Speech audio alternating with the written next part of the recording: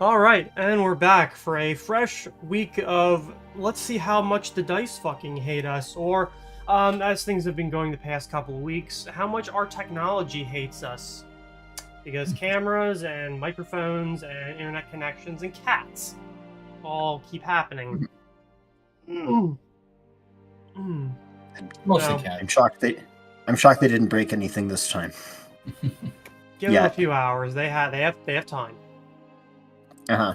Looking at that power button on my computer, like. Mm-hmm. Yeah, give them time. Give them Mhm. time. They'll get there. They'll Hope everyone's find it. doing somewhat okay. Everyone's at least conscious, which I guess is a good thing. Most we can ask for sometimes. Debatable. Yeah, considering last week, yeah. I believe that. So, anyways, let's get a recap on what happened last time. Okay. So, we ended up going to the. I want to say, what was it? It was like a drug den where they had a bunch of people guarding people who were in the dream world, and they got torn apart while they were doing that. From inside of a locked room, basically. And while we were coming to grips with that, a blood golem formed out of the various gore and everything there. So we had to take that down, and with that, kind of just close the book on Barvasi's band, considering that was basically what was remaining of them. Mm-hmm. And Osnan sort of filled us in on what happened afterwards. There was the book that they were looking for, or rather that we were looking for, that had made an appearance there. And let's see, I walked home very drunkenly from our entertainment the night afterwards. There was the play that we went to see, which had, I'm assuming it had enough acts to get absolutely plastered in, and Axius trailed one of the performers home. So, the next morning, we awoke to find a letter from Captain Stoffer asking to help us, asking us for our explanation as to why there were so many dead booksellers from just the previous evening. And yeah, we went over to the Winding Way bookshop. There was the owner, Diagorgio. Yep. He was very much deceased, who had plunged from the third floor. I think for a while we were thinking that he had gotten dropped like through the roof or something along those lines. But he fell through the walkway and just basically hopefully was either already dead or expired on impact.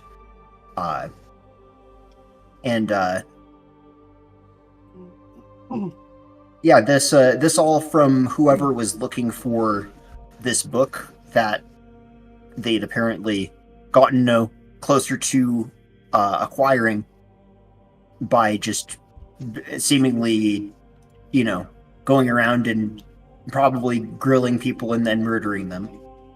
But yeah, I used magic to calm down the daughter, who informed us of what she had seen take place, and also of some disturbing dreams that she had, and that it kind of blended together with reality for for some time, and also that this monster had done this to, I want to say, yeah, her father, Yep.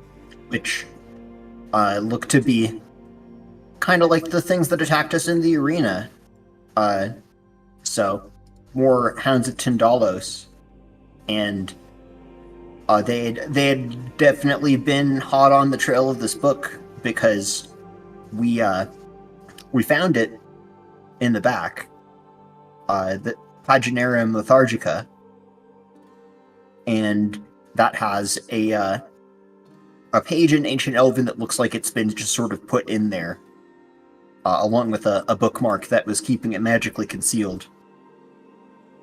So, that was why we were going to visit Madame Carrington, figuring that she probably is more learned in the dream world stuff than we are, and we'll be able to hopefully learn the ritual that this book contains, or that the page contains, to follow Caligaro and put an end to this. Yeah, pretty much. Yeah, I think where we left off, you guys were finally departing from the alleyway that you had spent time talking in, going over the book, or at least what you could, given the amount of the time constraint. I know there was definitely an argument over what to do with that separate page, but I believe some conclusion was reached, at least for the time being, and you finally set out again. So, giving the stage back to you guys. Sven also talked to the distraught little girl. How old is she actually? 16. The distraught little girl, and offered to chronicle her parents to help them live in memory. Mhm. They ran a bookstore and then they died. The end. Dang. You're in memory of your parents. Yes, a fine limerick. Yeah, he shows up, but he's drunk, and he just like writes down some bullshit. He's like, "Kid, your parents, they're not interesting. Let me tell you." They're not interesting. They're not. Not even at the right house.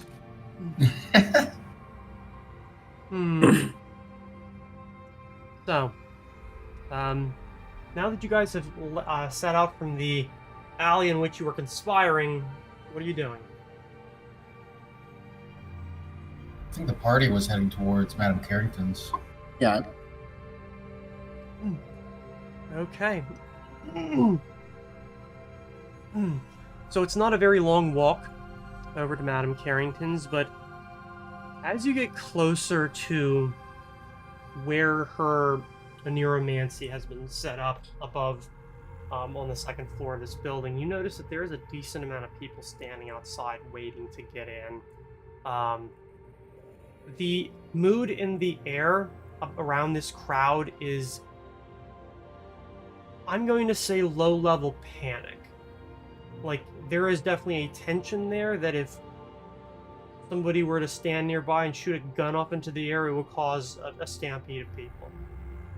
These people are very obviously on edge, and they all want to get into that building.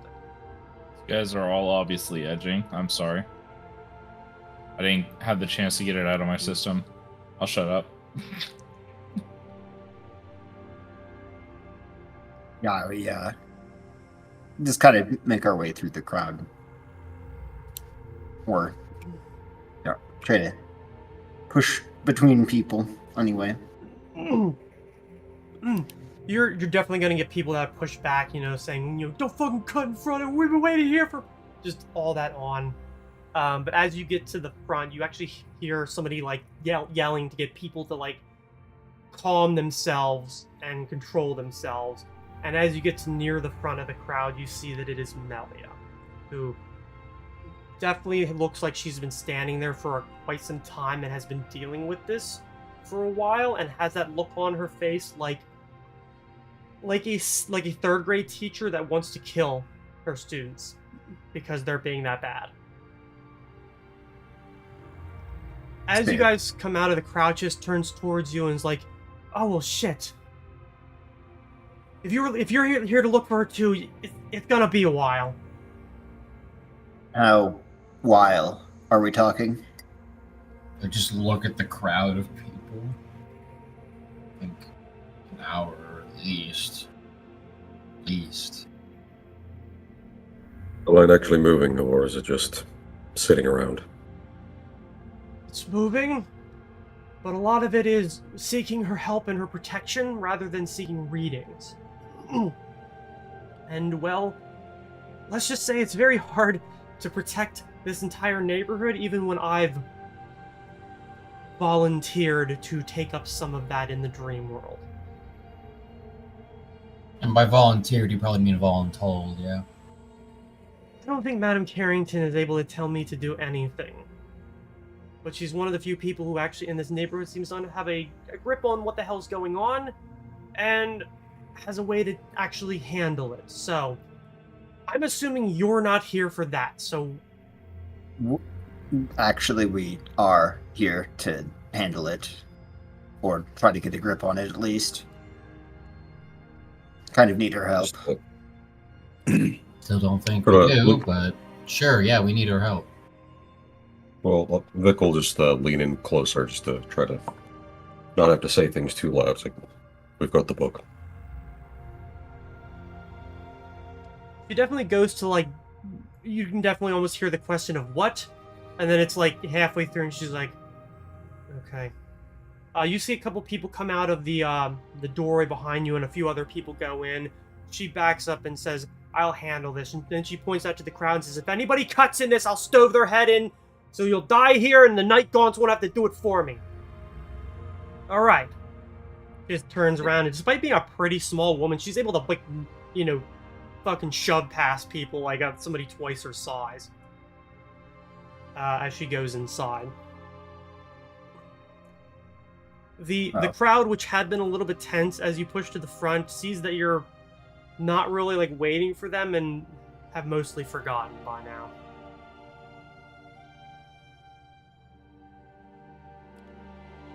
Good. I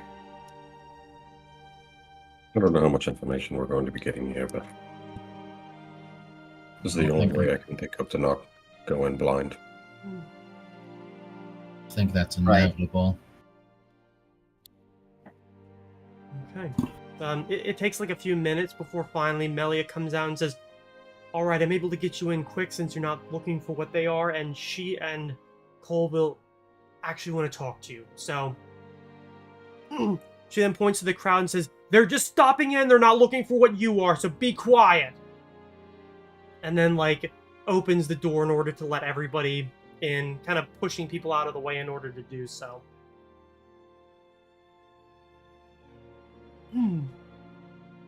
Yes, I've always admired your way with people. I've been here for 4 hours. I'm kidding. That sounds painful. I'm not. So, you have to kind of like almost scoot up the stairways because people are standing up, and then when you get to the second floor landing, you see that the waiting room is standing room only. As the party goes up the stairs, I'm just stunned standing in the doorway for a moment as I just mumble to myself, Vic just made a joke? Shit. There's And I'll quickly Um, follow after. what the weight limit of this building is. It's probably lower than the number of people. This seems to be one of the better maintained buildings, most likely because there's a decent amount of money coming in here in order to do so. You have to wait up there in the landing for a couple minutes before the door opens. Colville, the man, lets a couple out, and then like looks through and then just kind of draws you in. You definitely get somebody saying, "What the fuck? We've been waiting," and you know. He just gives Yes, that I kind of will. foppish. I mean, we'll be quick. He ushers you inside and then closes the door, kind of blocking out most of the noise of the people conversing out in the waiting room. You see Carrington, as always, laying back on her couch, same as she always does, and like her eyes like work over towards you, like her face moves a little bit, and Colville guides you over to where she sits between the plants, and that's about it. You see the automatic writings of the pen and paper begin to write out in front of you, asking, "What do you have?"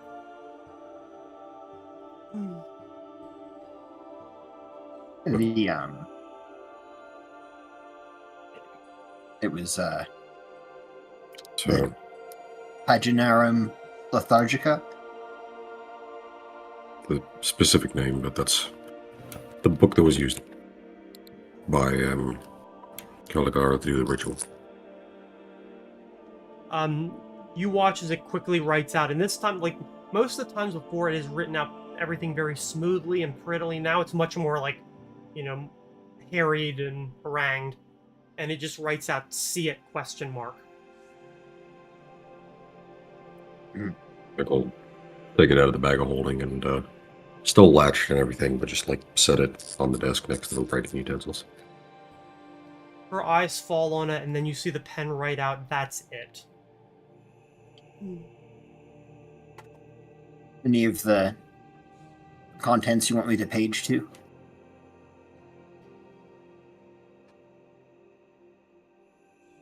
I'm entirely certain what she would. Her question. There's also the extra page. She will write answering the first question with latest ritual. Or excuse me, latest/ritual. I think wasn't the bookmark on that, or was it just kind of shoved in there? Where the age was, I believe. Oh yeah, okay. Yeah, the magic bookmark, Dax is dropped on the floor, and you left at the bookshop. Yeah, I didn't realize the bookmark itself was on it. It was magical. I just thought the actual book itself had like an illusion on it. Nope. So I would have picked up that bookmark, but I didn't. It's my bad. Whatever.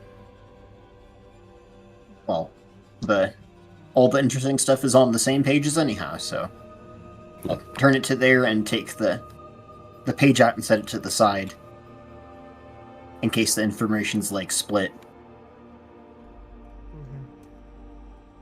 You page through to where most of the ritual is laid out in plain language inside of the Paginarium. Her eyes kind of go over it, like back and forth, back and forth, back and forth, and then you see the auto writer scroll out. This is old magic. It's the Elven works even older, I imagine. Oh wow, it's old. What insightful information we've gathered. Hey, This You is still a also- shit idea. She also writes out, "This shouldn't work." it's that old, huh? I hadn't even seen anything like this in the examples for how ancient magic might have been performed. Yep. Not to I don't mention know I if the can't really ritual- read Ancient Elven. She does write out a question, that being, he has a dreamstone. Had, I believe. I thought it was consumed. She writes out, "No, dreamstone required to maintain dreamscape." Uh, In there with him, then. She writes out, "It is what keeps the dreamscape open. In order to close Dreamscape, Dreamstone must be sent somewhere else." Great, just use plane shift or some other powerful magic on it. We'll be fine. She then writes out ritual and circles it again, and then beside that writes out ritual in Dreamscape.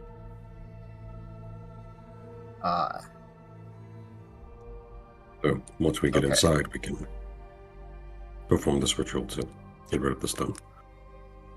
Yes. That I don't closed imagine- Dreamscape.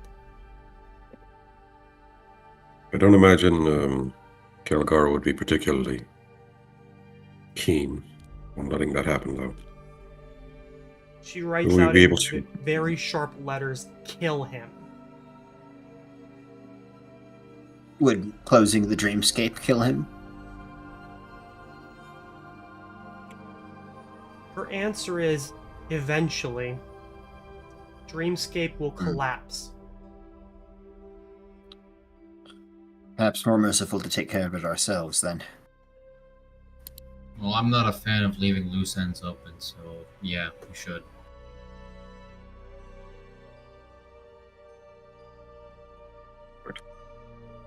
Got the means to begin to set up this ritual. Are there any preparations we need to make, or anything specific we would need to be able to take in, or are we going to be able to take anything in? Anything on you goes with. Perform a ritual within the scope of Dreamscape, which for you means you have to do it where the edge of the Dreamscape seems to be, and which you know seems to be growing nightly. Where you emerge depends on performance of ritual. Teleportation, not always 1-to-1. The Nightmare Realm is dangerous, and you may be separated. Have means to find one another, and do so quickly. Right. I do think I can manage that.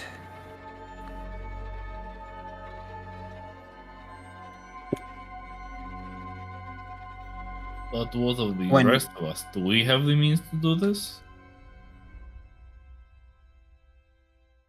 I'm not sure if I understand the question. To find each other. Oh.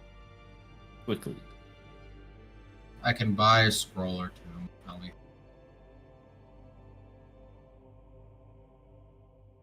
Might be best pick place to meet up. Right. If I understand correctly, the dreamscape will be perhaps not a one-to-one, but a similar layout as the bridgefront where it's currently residing. Yes. All right. So once we are inside, it will be not impossible to orient ourselves, I suppose.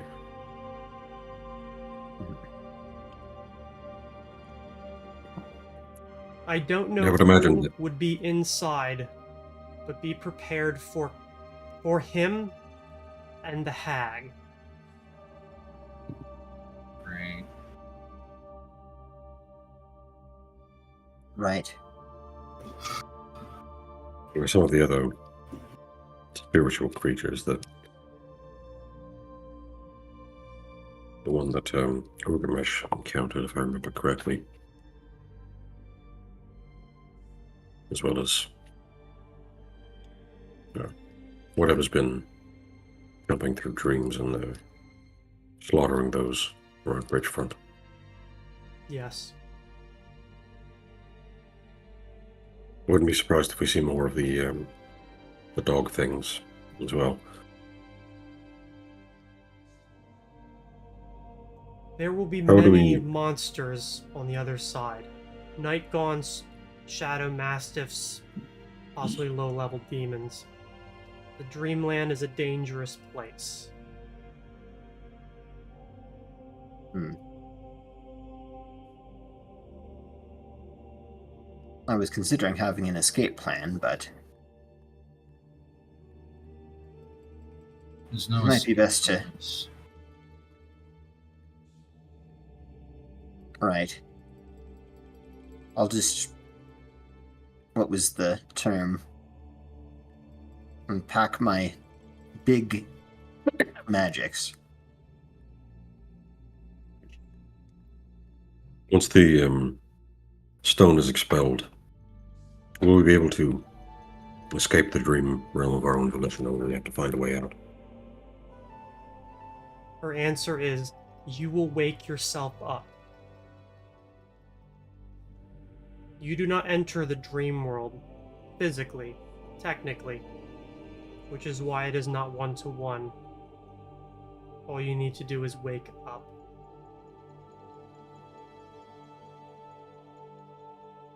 All right.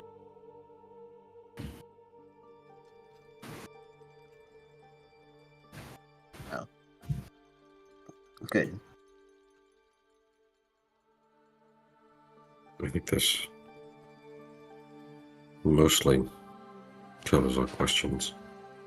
We need some time to prepare the ritual itself, and then perhaps Melia will be able to key us in on the finer aspects of entering the dream realm.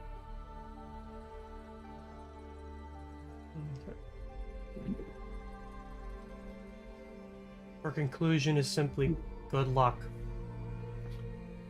Thank you. Your assistance is vital in this. She writes, if I was 20 years younger and had a functioning body, ... At least in the waking world. Well, you don't. I just, glare at Daxius. Is there a window She nearby? doesn't. Oh, many. He just kind of looks over, thinks about it for a second. What you do is more than enough, I assure you. She writes Just, out, more people come every day. Even with Melia's help, I cannot defend them all. No. We are working as fast as we can. This ritual is going to take some time to decipher. Perhaps we'll be able to find some allies with the society that might be able to expedite the process a bit. Pop As down soon as some. we're able. Mhm. As soon as Well, we're able. there's magic circles for this sort of thing, but they're only about 20-foot radius, 20-foot diameter. So I don't think people can comfortably exist in that space for prolonged periods of time. Probably not.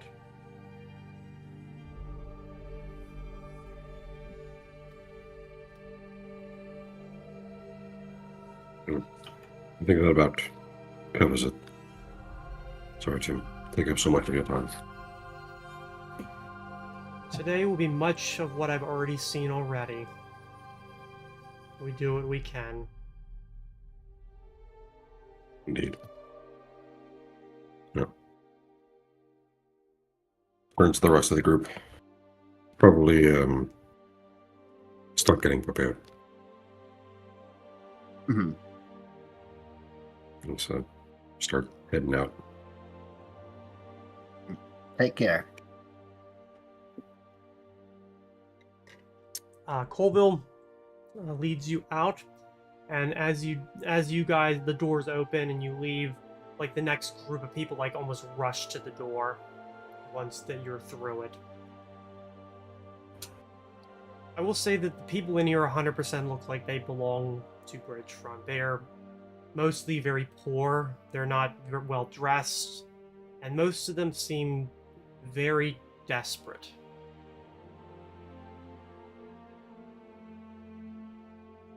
Mhm. Yeah. No doubt.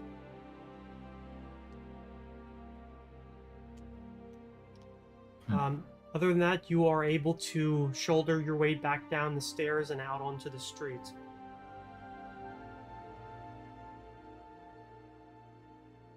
Weird. Do you know Oh. how many people are going to die in 6 days? A lot. Nope. Do you have a better option? We go in now without the ritual, and we're not going to be able to solve the problem regardless. I know.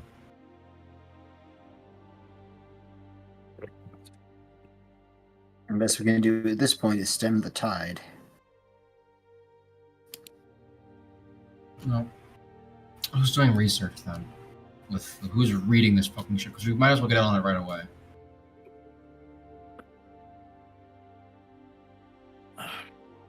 I suppose I will. Oh. Be researching it since I seem to. I mean, no offense, but I seem to be the one who understands the book. Yeah, I can also read it. But do you understand it? Yeah, kind of. Raise his eyebrow. It's a pretty It's pretty esoteric dense. subject. It is, but I'm also used to stuff like that. The fundamentals made sense, but past that, I mean, it's mostly like non-fundamentals, so I got like only a bit of it. But I don't know. Yeah. If you think you'd be the fastest at it, I think you're the one of us who's got confidence in the matter. No, I was just thinking if you and Sven weren't working on it, it'd be me and Sven. Well, I'd probably need some reference material to even begin to understand this thing. I don't Speaking know of which, why it just seems to click with me. if you do need reference material, I suppose I could manage to get some of that.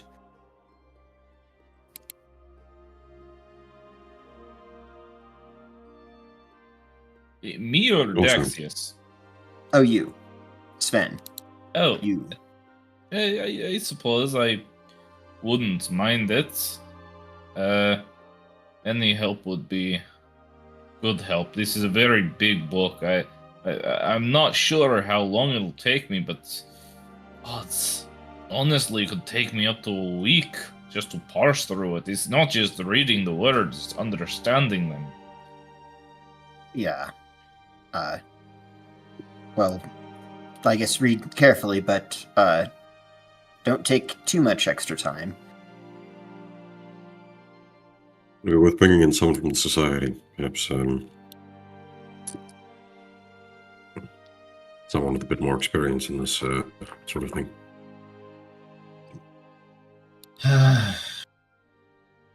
Only, if only Jean-Luc was here. Can't believe I've been saying that. I hate that guy.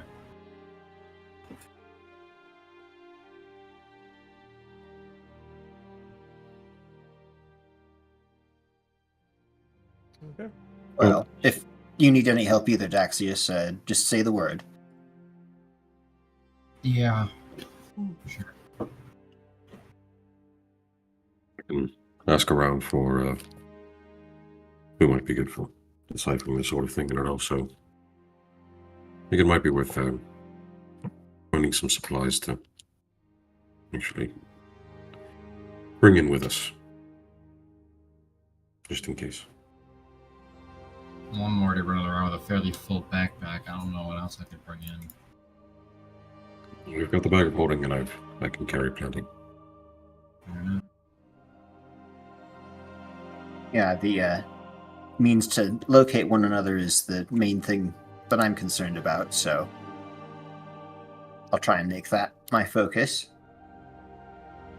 Is there something that we could like a stone or a compass that points to people who also have another compass. A way to find each other.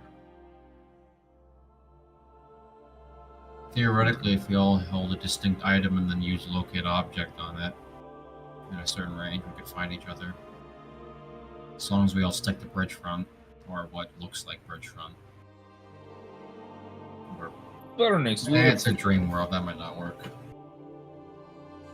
Actually, no. This is an interesting proposition. Phalanx, we have a good amount of time. Do you think that we could have magic items that could if each of us have a magic item that can cast locate object once per day? Is possible. It might eat into our money a little bit, but honestly, we could. Once we have it, we'll have it for other purposes too. I suppose even if we can get a two-way communication going between one of us and everyone else, that would work for those purposes too. I just dislike putting all of our eggs in one basket. I think the layout of Bridgefront will be approximately the same. Finding some way to contact each other is good, but if that ends up not being a viable option, I'd say we try to meet to the equivalent of Madame Carrington's in the round. That would make sense. Her protections should possibly extend over there. Or I hope that that's how it works. It's not impossible.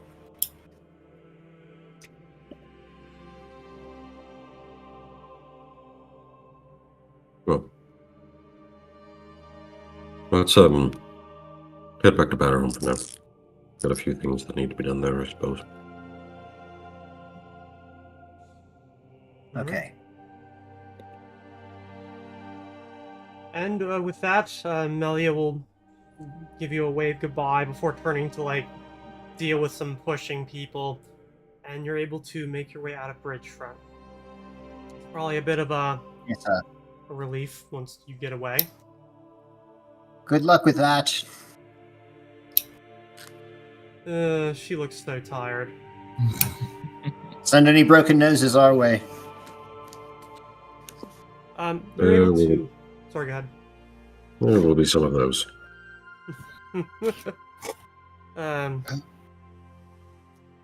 You're able to make your way back through Luna Brook, making for Bannerhelm. Getting kind of later in the morning, and well, you arrive when you do. Nobody waylays you, nothing jumps out at you. It's probably an unusual walk back, especially for the person who was carrying that book on them. We should put that right into the lead-lined barrel if we're not reading it, yeah? Good thing. In order to study the book, since you already passed the check, Barry, your character will need to spend 8 hours a day studying it. Yup. And you are probably one of the better ones to do it, considering you only sleep for 2 hours a night. I've got homework. I gotta study for the exams. Yeah. Also, want to pass the Ring of Sustenance over to somebody else. Takes 7 days to attune to it. Is it 7 days or is it just 1 day? I think it's 7 I think days. it's 7 days, in order to discourage the abuse of that, specifically. Yeah. I mean, I'm pretty sure it's instant in 3.5, but Pathfinder changed that. Yeah, it's a week. So, one thing that would work that I think it'll be pricey, but it's a little bit cheaper than a magic item.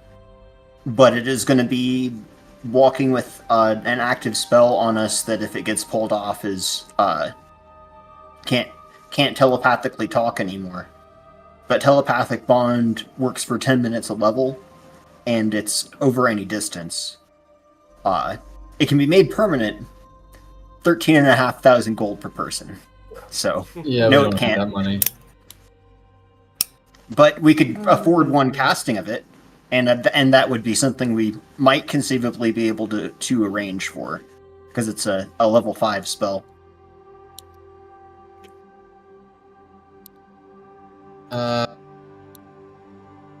Problem with that.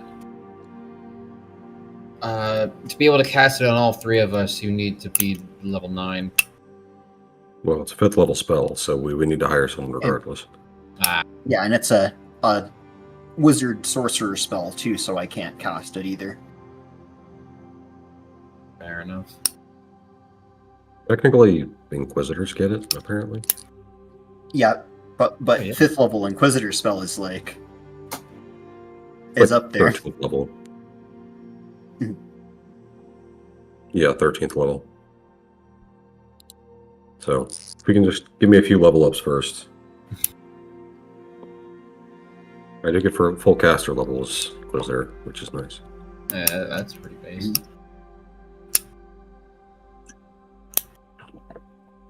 Well, that sounds like it'll probably work, so I'll keep on looking for other things that would be easier / we probably only need to really talk for like what a minute or so at a time. So Probably, yeah. like a long distance sort of like sending type thing wouldn't be too bad either.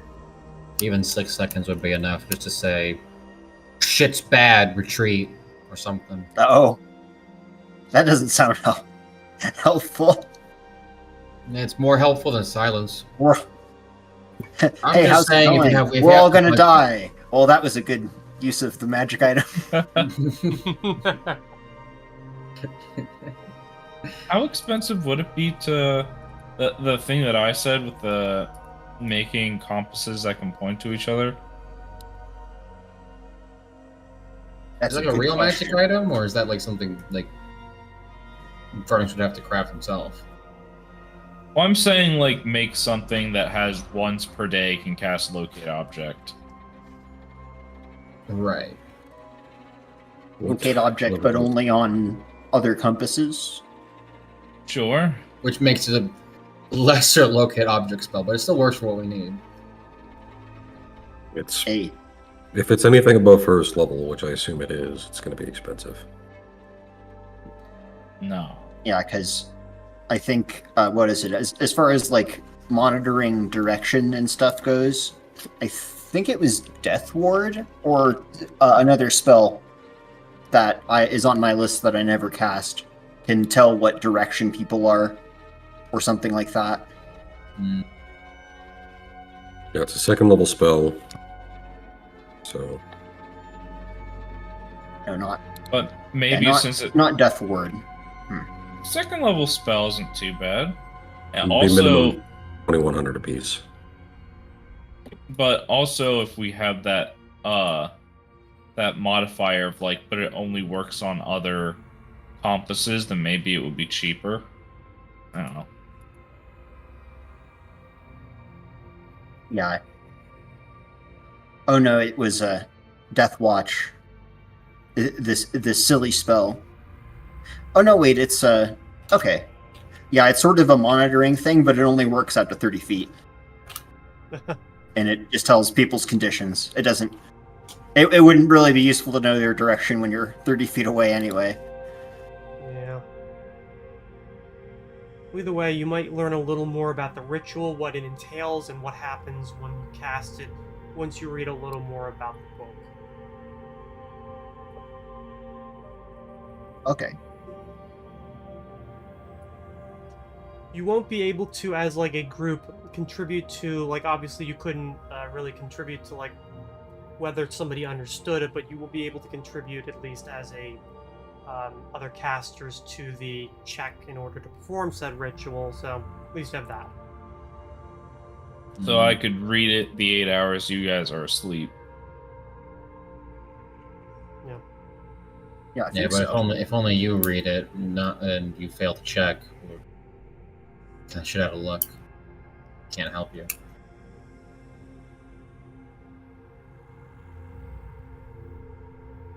Yeah. Not bad, yeah. At least I have Daxius and Vernix also reading it. And we just switch who's reading it currently.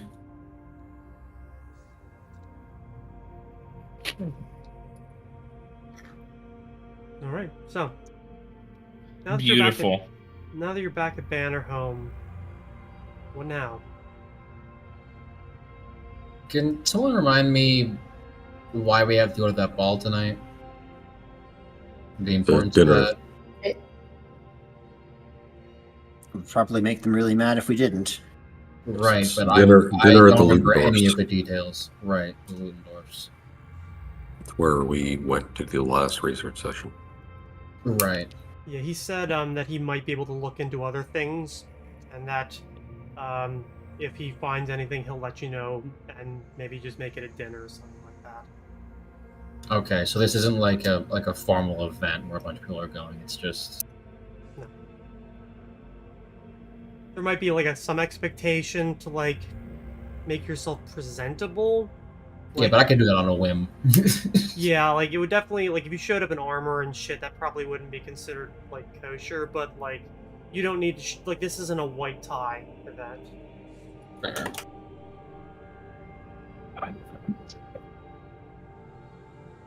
Man, but that Sven's entire personality is wearing armor.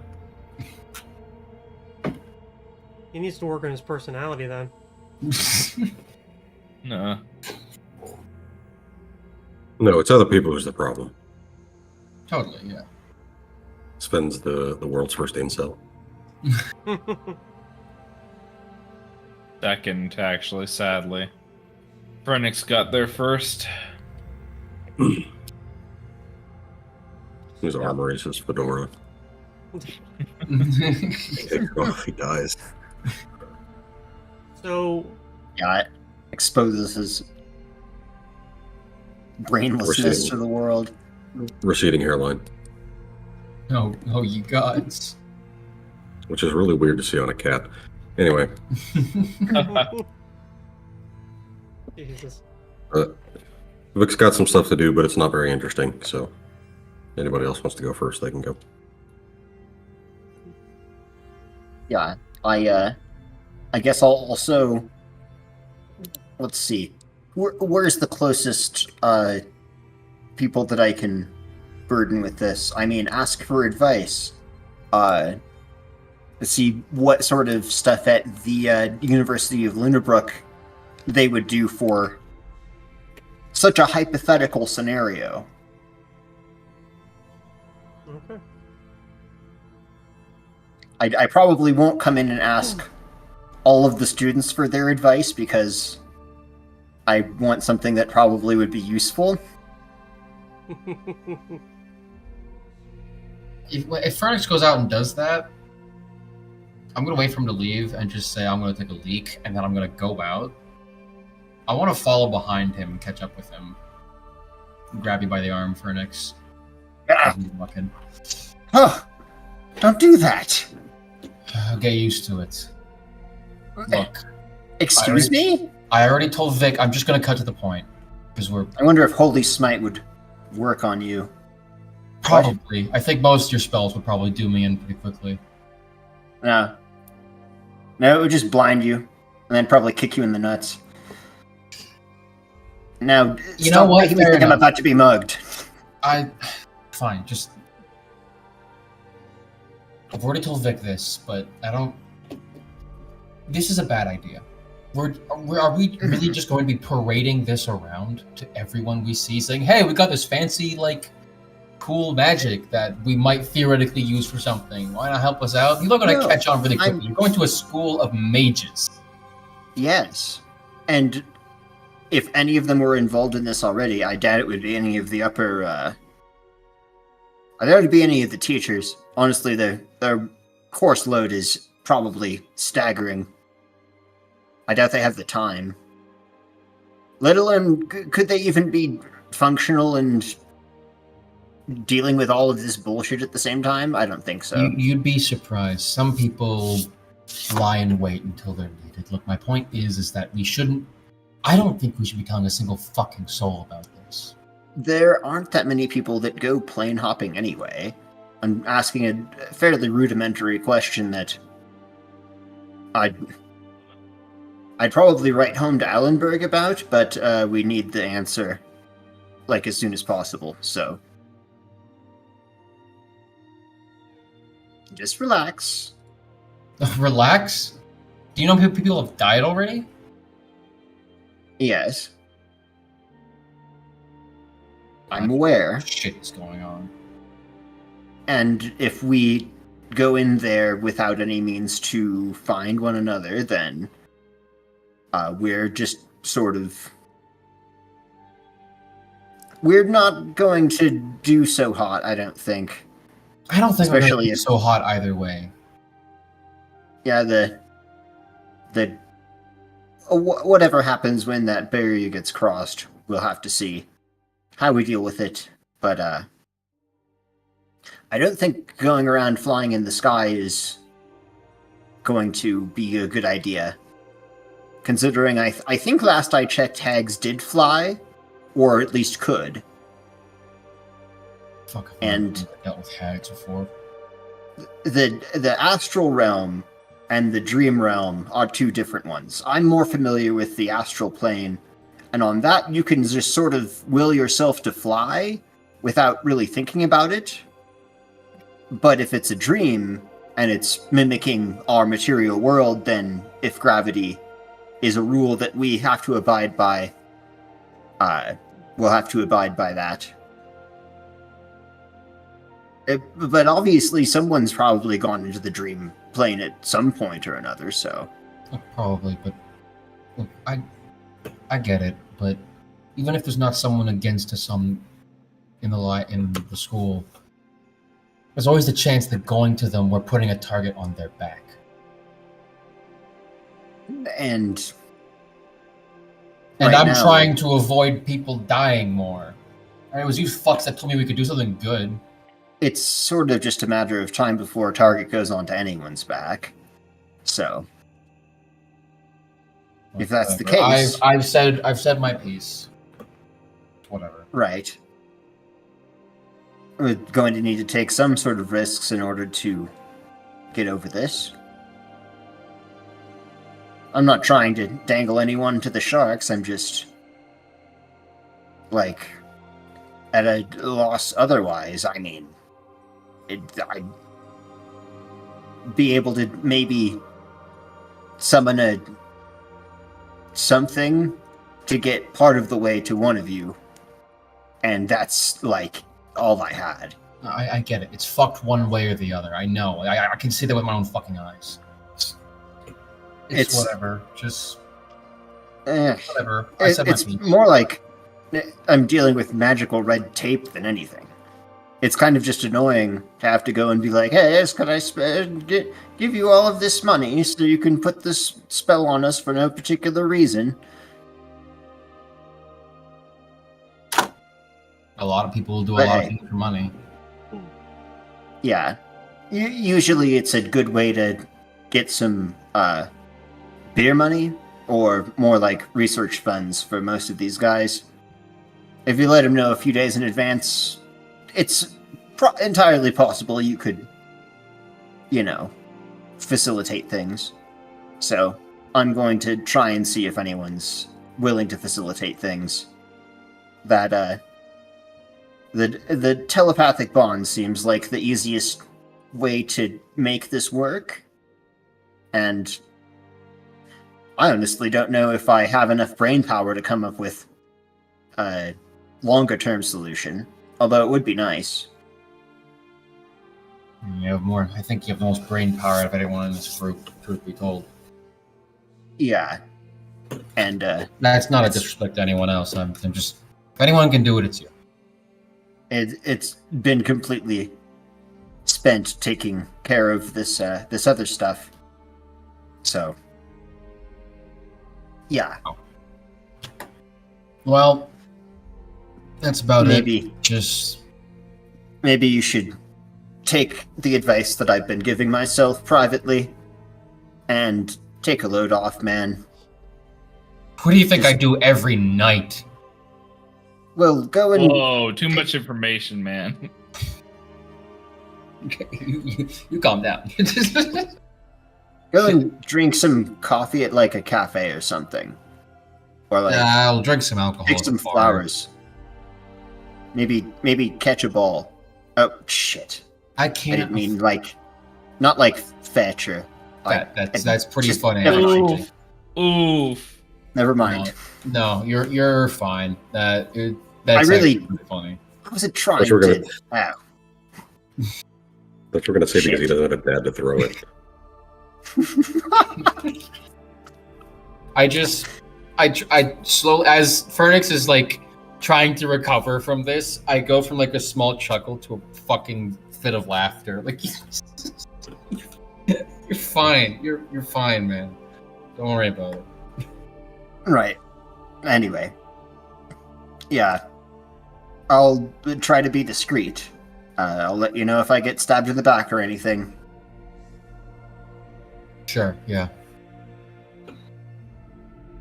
Right before Fernix goes,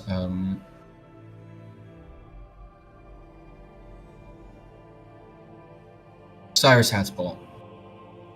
You asked who my master was before. That's who it was. We, do we know him? No. Just. I want you to know that you can trust me. That's all. That's the only reason I'm doing any of this. I That's. did feel like I could already. I guess I'm still trying to feel like I can trust you guys. I don't tell anyone this shit, alright? Just fucking take it, alright? I will, I'm sorry. No, it's me. Forget it. I just turn away in a huff. If it makes you feel better, there's plenty of things I don't like to talk about either. I'm still working on that. It's. I think you're probably doing better than I am, relatively. Do you ever have the feeling you could die at any moment? Oh yeah. Like constantly. Sometimes, anyway. Can't help but feel And- like that's up to 11 for me right now. It's making everything weird. Just find something to distract yourself for a while. I can't afford to, not with everything going on. But You Try. can afford to. Because right now you're just going to do nothing but focus on that thing until the entire day is gone. I can't afford to because if I do nothing but focus on that thing, people will die. I can do something to help alleviate that. I really don't think there's anything we can do right now. I think there's something I can do. Like,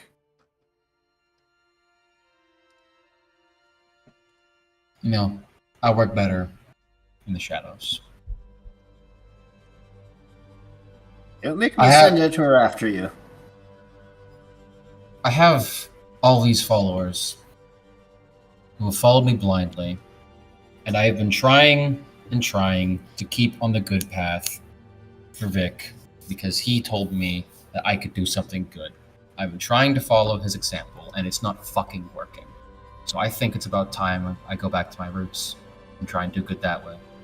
I reach out and put my hand on your shoulder. You know, the thing that I recognized a lot earlier in my studies. Sometimes doing the good thing necessitates doing the bad thing. So, as long as you know what you're getting into, I think you're being responsible with it. I think I needed to But hear don't do anything stupid and die somewhere. that. If I do die, I'll make sure to die loudly. Better. And at least not until next week. No promises, but I'll try. Yeah. Well, this is probably the most stimulating conversation I'm going to have for the next hour or so. Oh, same. So I do appreciate it, but yeah, the grabby. If you'd put a dagger in my back, I probably would have been. That's fair. I'll be more Shitting conscious myself. next time. Yeah. Uh, I'm not used to the city either, is all. So, anyhow, I'm not I'd used to doing appreciate good, it. so that's two of us. And I appreciate your wisdom. well, it's all relative anyway. I suppose. Feel pretty stupid for not just learning to be a wizard anyhow at this point. I think you're enough. Good luck. Well, thanks. And you too. We seen that shit. Yeah, and All right. So, Think it's time for dinner? Well, it's It is 11 a.m. yeah going on about the earliest True. dinner you've ever had. Thanksgiving dinner. dinner is all about mindset. Oh right, we have a. What did you we- did you have not save someone room? Did you have breakfast? Guy, hold on. We have Yesterday? a Canadian here. All right, so Canadian Thanksgiving is when we thank the Native Americans, aka the elves, I guess, for the land that we. Asked nicely for How do we- and didn't necessarily listen to their response before moving in. I'm having Yeah. trouble making out what's on this document. There's some kind of like dark brown stain. I Yeah, just we it's we, really we hard to gave read. the elves some like little gold beads, and then we lit their houses on fire, and then built our own. And then we Yeah. told them that the place that we're forcing them to move to is going to be theirs for real this time. And then we changed our mind and we're like, actually, we like the wood on that land. And then Yeah. we did that a couple dozen times. Yeah, we told them they could live over on the other half of the continent, and once they got there and sat down, we did it again, and just did Yeah. that until they've got about like 25 square feet of land in the entire continent right now, so they're pretty okay. In total. Honestly, I think that's too much for them.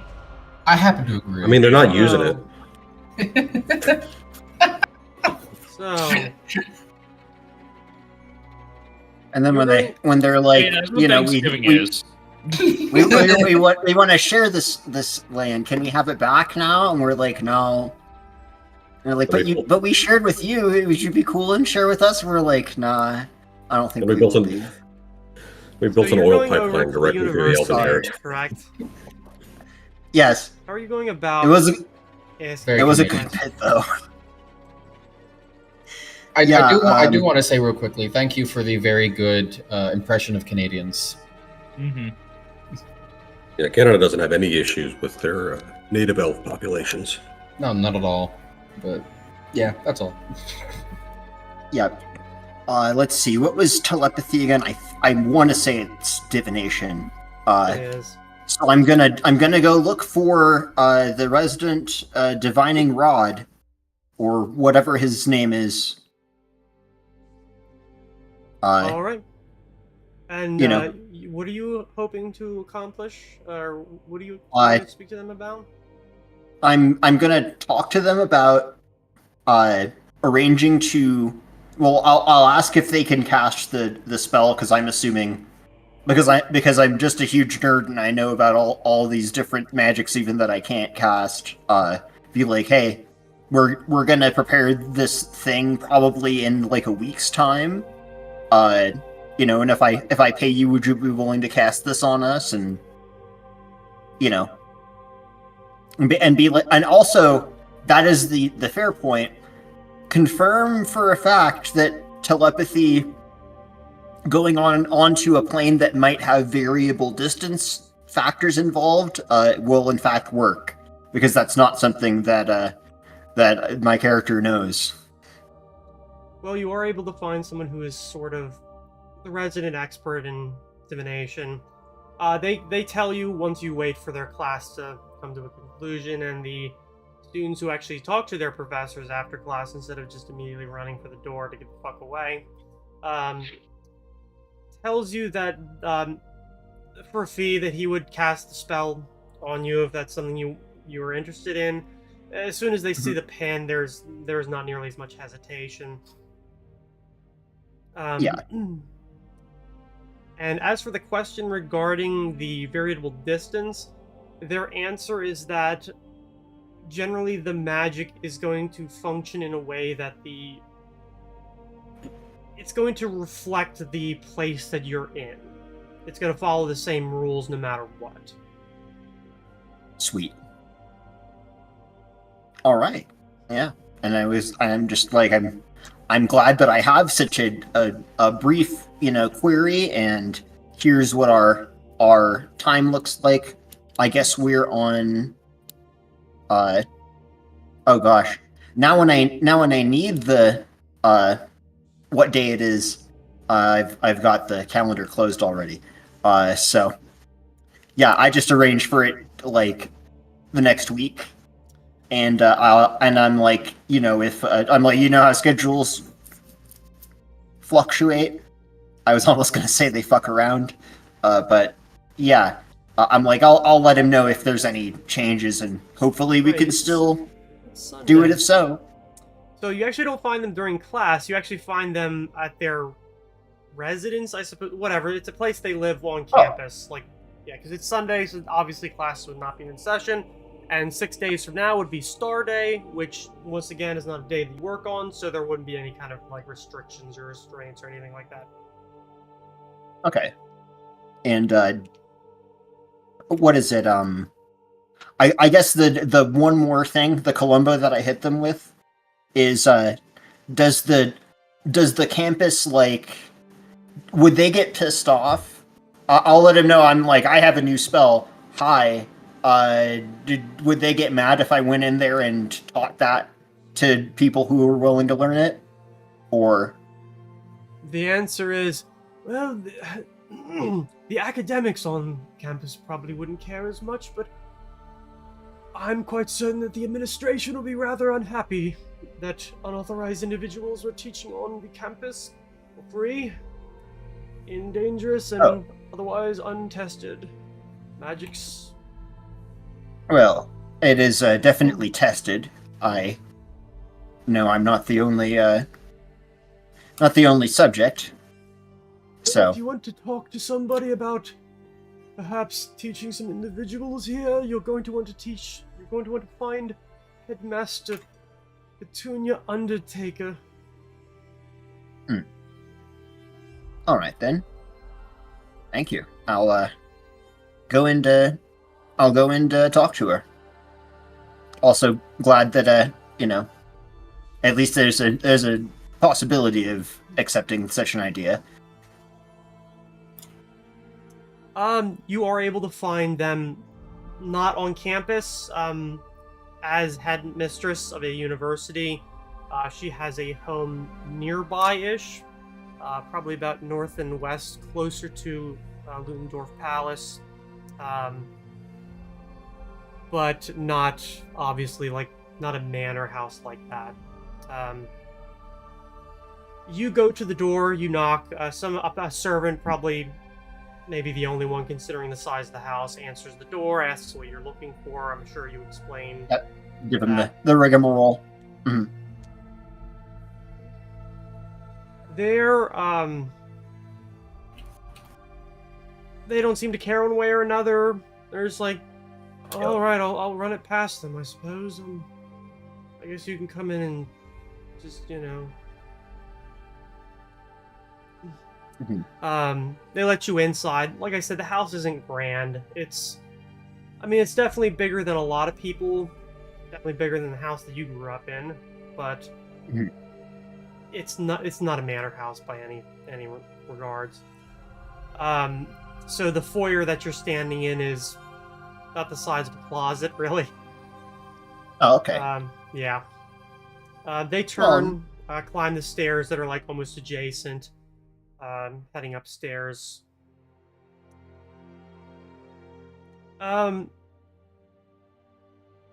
They're gone for a little bit, but you hear somebody like not right after that, like you coming down the stairs very quickly, and then you see a woman, a girl. Not sure the age, probably. I mean, definitely an adult, but they're halfling. They come over to the railing and look at you.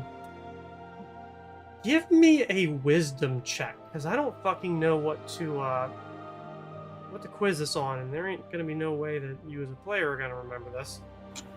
Sure. Yeah, you remember who this It's- person is. You met them at least on one occasion when they were performing in Innsbruck. Oh. Hi. I thought I recognized that voice. Why are you here? Oh, I was just wanting to peddle my my magic, so to speak. Are you here to talk to my mom? Hmm. Oh, she's your mom. Yeah, I finally got tired of having to. Well, not I got tired of it. More like Ma got tired of it. Me being away from the city so long and actually being out and doing things, and she made me come back here, and so I guess I'm back here, and I'm not sure what the hell I'm gonna be doing here, but I don't know. It's interesting that somebody I actually know it finally shows up. That's new. Yeah. Well, how long have you been back? Like a couple We just got weeks. into town. Oh yeah. We were just in last week or so, or maybe it has been a couple weeks at this point. Oh, Okay. Well, that's. I mean, very it makes busy. sense why I don't run into anybody, considering how big this city is compared to Innsbruck. Yeah, we've had some business that's taken up a lot of our time. So I'm sorry that our paths didn't cross sooner, but glad to say hello all the same. Oh yeah, and it's like she gets kind of, and you hear somebody coming down the stairs, and just hear a sterner voice say, "Petal, why don't you go upstairs and stop bothering the visitors?" Oh my, I can't just go, honey. I'll talk to you later. And she's Oh, it's not a bother. We've met before, actually. you do see a woman, definitely older, but the resemblance is very obvious. Kind of looks to her and looks to you and says, "I'm not sure if that bodes well or not, but well." And Petal's like, "All right, fine. I'll leave you guys later." She like points to you like there's one of these and says, "You know where I live now, so." Hmm. I'll let Daxius know too. Cool beans. And just turns and like runs up, like, does that quick step up the stairs. I don't think she knows Daxius' real name. Ah, I'll let Nice. random person know you're here. Cool. mhm. Her, I don't know why, but okay. her mother, Petunia Undertaker, just kind of does one of those like, I can't believe we're related, kind of looks up the stairs and then turns around and says, "Please, we'll have a seat." You are again? Oh. Yeah, sorry. I look down like I'm about to take a seat, and then I'm like, There's a withdrawing Phoenix. room like right past you. Phoenix Foppenhaus. Ah, well. I can tell that you're not a wizard, considering your mode of dress. No, and just sort of wave my my tail up behind me. I'm still a follower of Vase, although, well, I'll let you know if there's any changes there. Right. But that, yes, I did want to get straight to business just in case, you wanted to enjoy your weekend or whatnot. Not that I, not that I have a lot of experience doing this, so I'm sorry I still have a bit of But I'm a bit tongue-tied, so to speak. How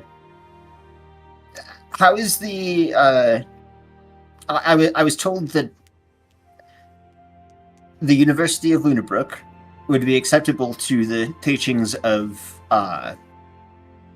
magics that are newly developed. That being said, I was told that I should talk with you first Well, if I was yes. to want to facilitate that. Yes. She does lead you into the withdrawing room. It's like right off the floor and sits you down. We do have Yeah. a research institute on the campus. There are individuals who are of a mind who wish to both learn and to demonstrate perhaps not as widely practiced magics, and you are a cleric belonging to Vase then? Right. And where do you preach out of? I don't. I'm a, well, until recently, I had been traveling and simply providing magic to those that needed it. Ah, well.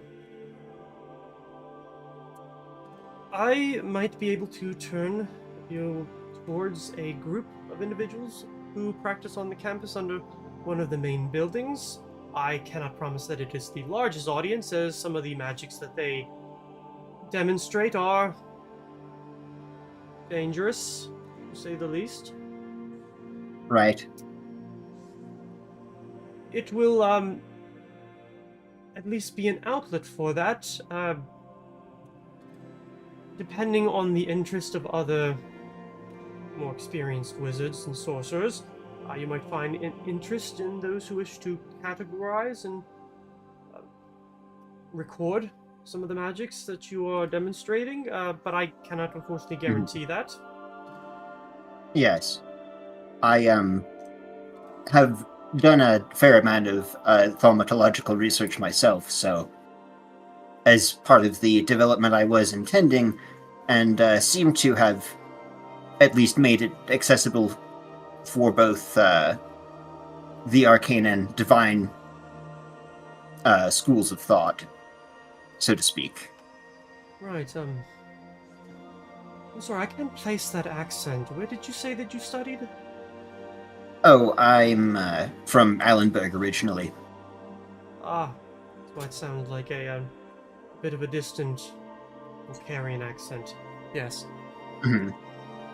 Yes, as a port town, so I think my my father picked up the common accent, and just some of it trickled down to me, so to speak. Of course, of course.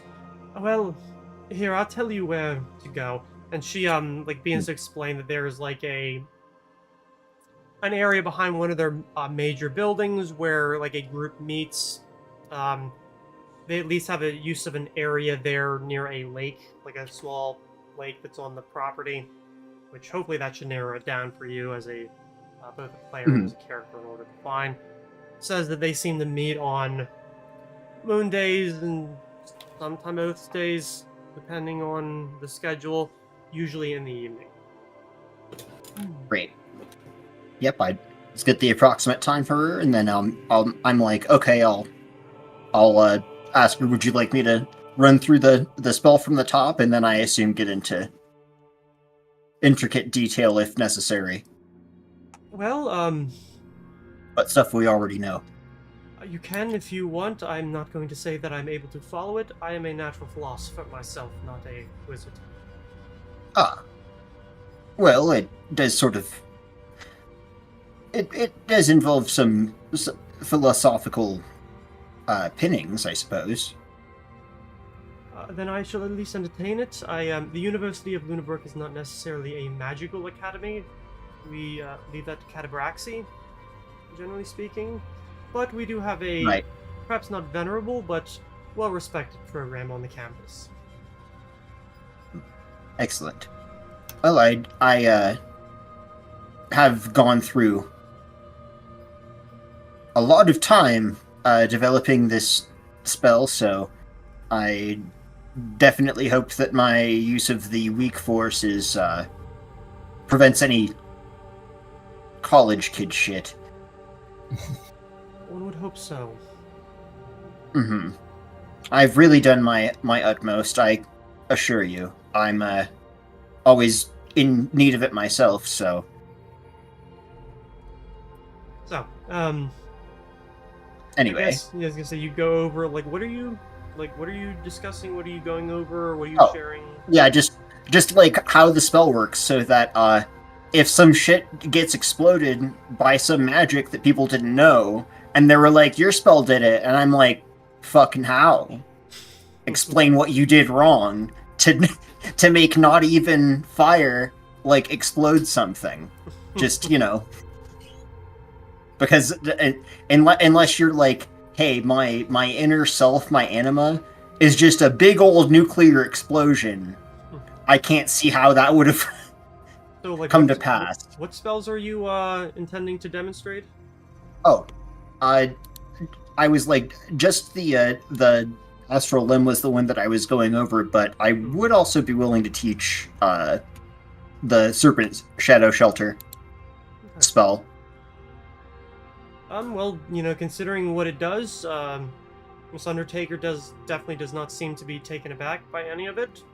She actually seems kind of relieved that it's not the exploding kind. As you definitely get the idea that, like, there was definitely a look on her face, and then, Petal talking to you, diffuse that a little bit, and then, seeing that you're a cleric, brought that down a little more, because generally clerics aren't the boomy, let's destroy everything in our path kind of people. So, it's like, oh good, we're not going to have any lightning chuckers over here, just, oh. I imagine she's probably had a lot of people be like, oh, I created this nifty spell. It's called Explode Person. Can I teach it? No! I have this new spell. Teach it to all the level 1 Massive sorcerers. stones. So, but yeah, and I'm like, yeah, I basically work it around to be like, it's sort of like the Mage's Mansion spell, but tinier, and you need a door. So I'm like, yeah, I don't suppose it's that, like, everything will the world will be fundamentally altered by the existence of these spells, but I hope that maybe they're useful. So I cast Section 8 housing. Terrible. Wonderful. yeah, the Section 8 housing only lasts for 10 minutes a level. Imagine, Sounds I don't know, about like, right. how expensive is a permanency spell? Or a, It depends on the thing. Probably I looked usually- over it, and they seem fairly expensive. it would, Some- Usually it some of starts at them- about 2,500. yeah, it would yeah, be some of cheaper them to are just pretty build expensive. a house. Yeah. If you have, like, a building where it's nothing but doors, because you don't need rooms, and you just cast that spell on each single one of them to make apartments, and all I'm thinking is, it would be cheaper to just build a fucking apartment building. Yes. I wouldn't be nearly as silly. But either way, she I seems yeah, to be like that. rather agreeable to this, so... Cool. Well, that's about it. Yeah, I thank her, and I'm also like, if there's other stuff that you need from me, I'm just like, I'm just aching to talk about all magic bullshit, like, all the time, basically. So. And I think you shall find a good home amongst those who practice on the campus. They're an unusual bunch. Been meaning to stop by. But, yes, I do think that's everything that I had, so, I vastly appreciate your time and, your consideration as well. Certainly. Well, the university would definitely appreciate your contributions to the academic pursuit. Good. And much obliged for the openness to collaboration compared to what I'm used to in Allenberg. I guess and she does actually not feed you, but she does offer tea. It's Oh, tea. It's fine. It's I like will. it tastes like tea. Yeah, Um, I make sure to work in a comment about a bunch of fireball burned wizards having to get patched up and like get done healing them, and then just another group shows up, and you're like, Jesus Christ. no, Don't thankfully- teach them in a fucking enclosed room. What is wrong with you? That is thankfully why we have two very large, very populated temples adjacent to the property, as well as the Talon Company runway, for when wizards decide they want to practice spells which allow them to float, and then they don't come down. Oh. Or teleport onto roofs, and then can't get down. Yeah. Or into a That's tree close. and then can't get down. Wait, these are all cats. No, the Yeah, last or one, turn into- That should close. the last Tur- one was turning- cat folk, and they were high on pot. Ah. They It wasn't thought that they couldn't cast get just to down, it's help. that they thought up was down.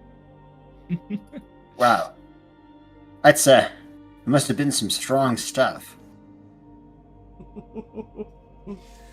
Alright, and she But she leads you Yes, out and and- yeah. have a good one. And thank you for the tea. Of course. Nice of you to drop by. And she slowly closes the door, just kind of going back to business, and yeah. You're there for maybe like an hour at most. Cool. Yep, and I'll probably head to the chapter house after that. Alright. What does everyone else do in this time? I've got a couple things, unless somebody else wants to go first. You can go ahead. Very good. So very, very, very short research session, if possible. Literally just looking for. So Madam Carrington listed a few different types of creatures that we might expect to see inside of the Dream Realm. Main goal is I'm trying to figure out what like spells, potions, scrolls would be good to help counteract that. I'm thinking mostly things like a line weapon or protection from yada yada yada. So I'm not doing like a full research session to try to figure out and be able to identify what each creature is, but trying to get a general sense of like, basically, should I be buying scrolls of protection from evil or chaos or law or whatever, and then that sort of idea. Then give me a knowledge planes. Sure. And actually, before I do that, I'm gonna cast a spell because it will give me a slight buff. Okay. And then that's 10 minutes per level, so I imagine it's enough time. Yeah.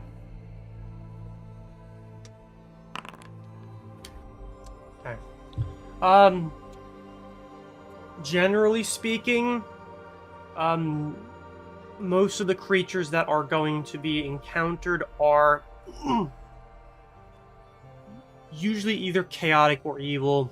The two that she definitely did mention, the Night Gaunts, are chaotic neutral. They, you do find these seem to be a bit attached to information related to the Dreamlands, Dreamscapes, and thus to, well, a lot of other shit that exists in the Dreamlands. I think Daxius, the book that you have, will go into that in pretty decent detail. What about my book? Probably as well, but maybe not nearly in the same academic way. Kind of in the rambling, batshit insane, 10 different generations of wizards building on top of the previous one, seeming to circle around the same answer, but never really getting to it. Nothing's notated. Half the time there aren't even periods, and sometimes the words aren't even separated by spaces. Ugh. So yeah, night gaunts are chaotic neutral. Um,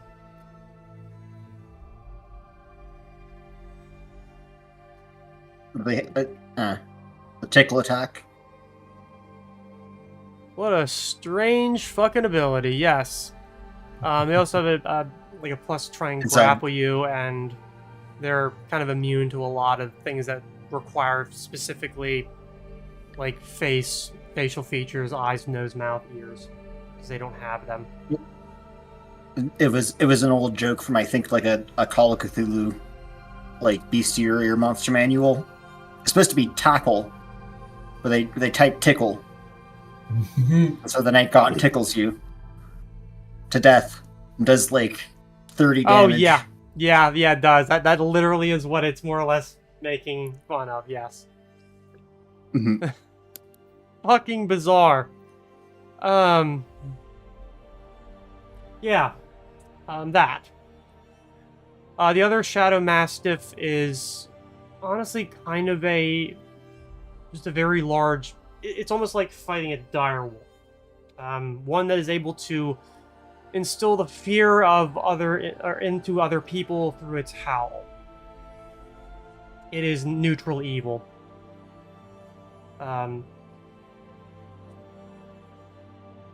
Hags might be a little more difficult because there are a lot of them, like a lot of different, not a lot of hags. I'm sure there are a lot of hags, but there's a decent amount of types of them. You were at least told that, or remember through research that the hag that Scrabblebones is a night hag. Which thankfully that at least narrows things down. Hags are evil just by nature. Sometimes they're chaotic. Night hags are generally considered to be neutral. You do learn a few things doing this research. No, they cannot fly. That is not an ability that they have naturally. Although, as pretty powerful spellcasters, maybe some of them know it. Two things that you do learn that might be of interest is that they are able to kind of sap and kill people by taking them in their dreams, which doesn't that sound familiar? And it feeds into an object that is called a heartstone. Basically a very valuable jewel that they have with them at all times. I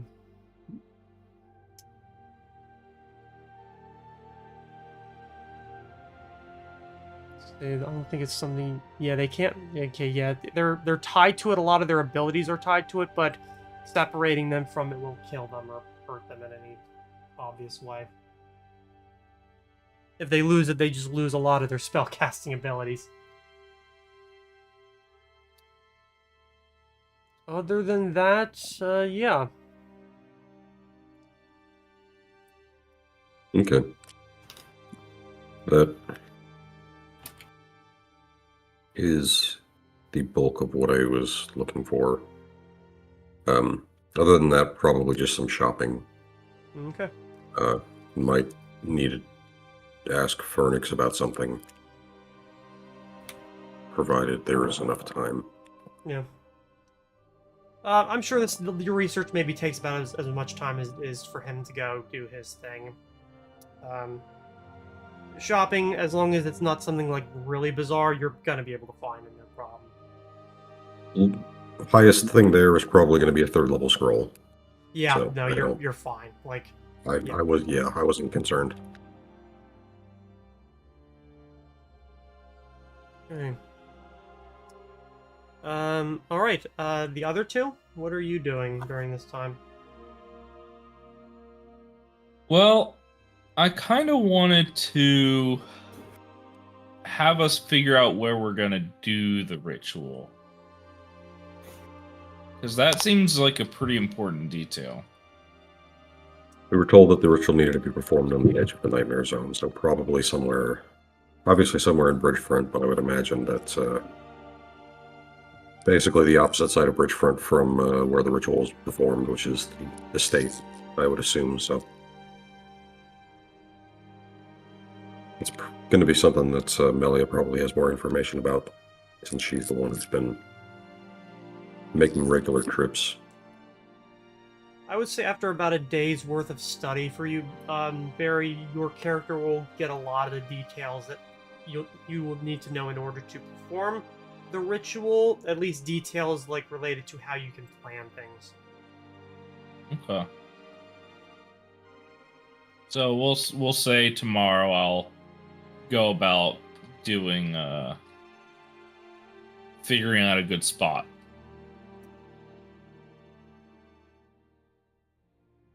Okay. Right? Yeah. Yeah, I mean, it's up to them, really, up to you and them. Daxius, that leaves you. Unless, Barry, you had other things that you were gonna do? No, I think he's mostly studying. Okay. Yeah, I'm gonna walk up to you after going back to the furnace. Like, hey, you need me?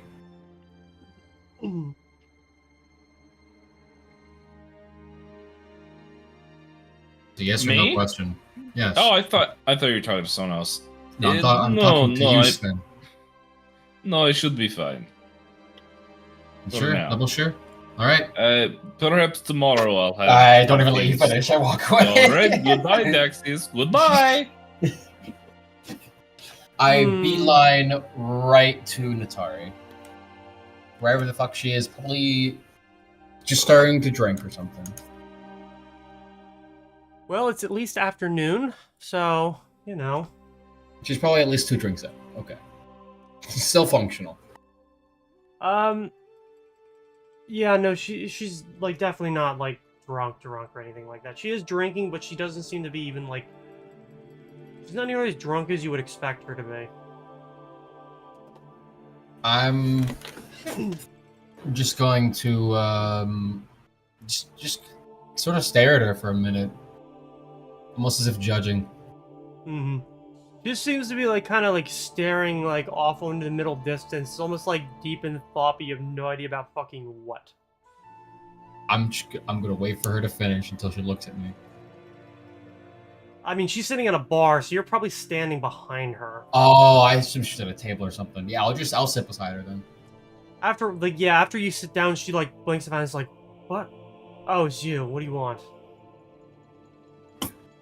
Enjoying your week of booze cruising, more or less. She, like, looks to the logger in her hand and says, this qualifies as booze cruising? No, but I'm just shooting the shit. Okay, did something happen, or... Yeah, a lot happened. Do you remember the conversation we had on the ship multiple times over the course of 2 weeks? Mostly? About getting our act together, doing some good in the world, all that good shit. One, yeah. Yeah. Remember how that basically fell apart after like 2 days being in the city? Oh, because, that guy went and threatened that guy on the boat, and, like, he ended up pissing off a bunch of people, and then there was that time apparently somebody published, like, a story in the newspaper and caused a hanging? Oh, that was Grugamesh, yeah. Yeah. That was funny, wasn't it? The most morbid way. Yeah. Yeah. Fucked up, man. Bravo. Fucked Fucked up. Yes, absolutely. He's alive though, so I have no qualms joking about it. And the best part is he's not here to defend himself. Yeah. Exactly. Anyways, I'm assuming we're not reminiscing. No. I want to get serious about all that. I was trying to be serious with you before, and I don't think the message got across with you. I didn't leave the people over in Innsbruck for nothing. I didn't bring us over here for nothing. I mean, half the reason I didn't take a lot of it serious is... Come on, Dax. Half of the fucking ideas that you come up with, you abandon after a week anyways. I know, but this is different. It doesn't matter. There are people dying that I can save, Natari. I know you don't give a shit, but I do. Not really. You're an adult, and I'm not your mother. Well, I'm asking for your help because I need it. Help doing what? We have someone in the basement who knows. Oh yeah, that guy. Yeah, I guy. forgot about him. yeah, William, or whatever his actual name Who is. cares? Who fucking cares? Whatever the case, William, he was part of Avasi's band, and he had some connections to the cult. Hmm. Avasi's band and the cult are both. Well, a lot are being arrested, some are in hiding. What I want to keep people from getting arrested or dying or having anyone with a target on their back getting out of the city or at least out of the dream area, if we can. We might be able to only find 3 people, but if I could find even 3, success in my books. When we find them, we open their throats? Not this time. We find them, put them on a ship, we sail them the fuck out of here. Wherever the fuck they want to go, I don't care. It's somewhere out of the city. Why? So they don't die, so they don't have to go to jail, so they can try again, have a second chance. Since when did we give a flying fuck about what other people, that do shit like that, do with their own lives? I mean, don't get me wrong. Fuck the guards. There's a reason why there's only a song called Fuck the Guards. But... Fuck the guards coming straight from the underground. But... Isn't there a saying about honor among thieves? Yeah, that there is none. No, that it's expensive as fuck, so nobody can afford it. Yeah. But yeah. So I know. forgive me if I'm having a bit of a tough time coming to grips with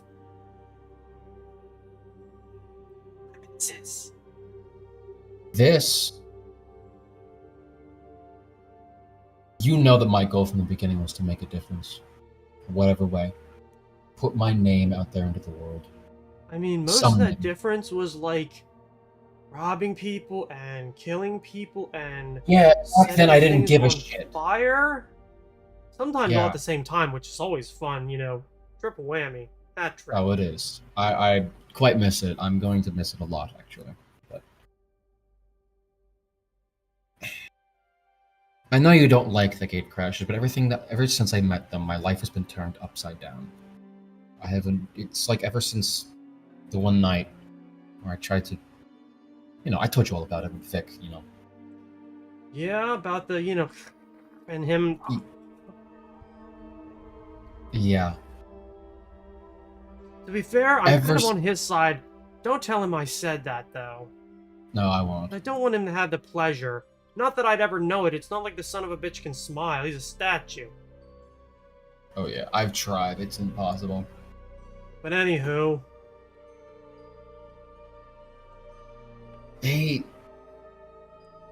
It's like ever since that moment, my entire outlook has changed. Like it's not like they say in the storybooks where you go on some hero's journey.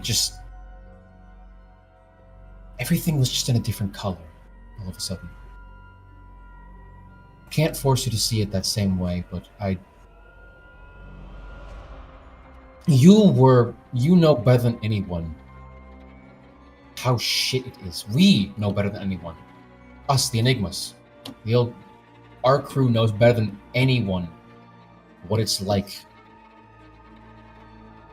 to be one of them, desperate, in need, with nowhere else to turn. Hell, half of them, they only follow me because they have nowhere else to go.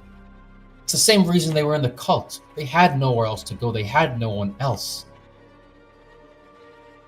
And now that cult has exploded, and now they're either going to jail or trying to get out of jail, or avoid getting imprisoned, or avoid dying. Yeah? I know what that's like firsthand. We all do. And I think I'm tired of watching it happen to other people. I'm tired of picking up stragglers and just picking up the pieces and doing barely anything to help. I want to make an actual fucking difference. Yeah, sure. Maybe they're not the greatest people. Maybe they're not. Maybe they don't deserve to get help. But maybe I don't give a fuck about that. Maybe these are lives, and I'm tired of watching them be thrown away. Alright. So we're, saving humans now, all of a sudden, so... Whatever. Just... I ain't making promises. You know how places like that are. I know. I'm not expecting anything, to be honest. But I can't do this without you. How long have we known each other? I think about a year more now. It feels longer than that. Year and a half, maybe. Time's weird. I don't feel nearly as Why? pissed off about a lot of things anymore.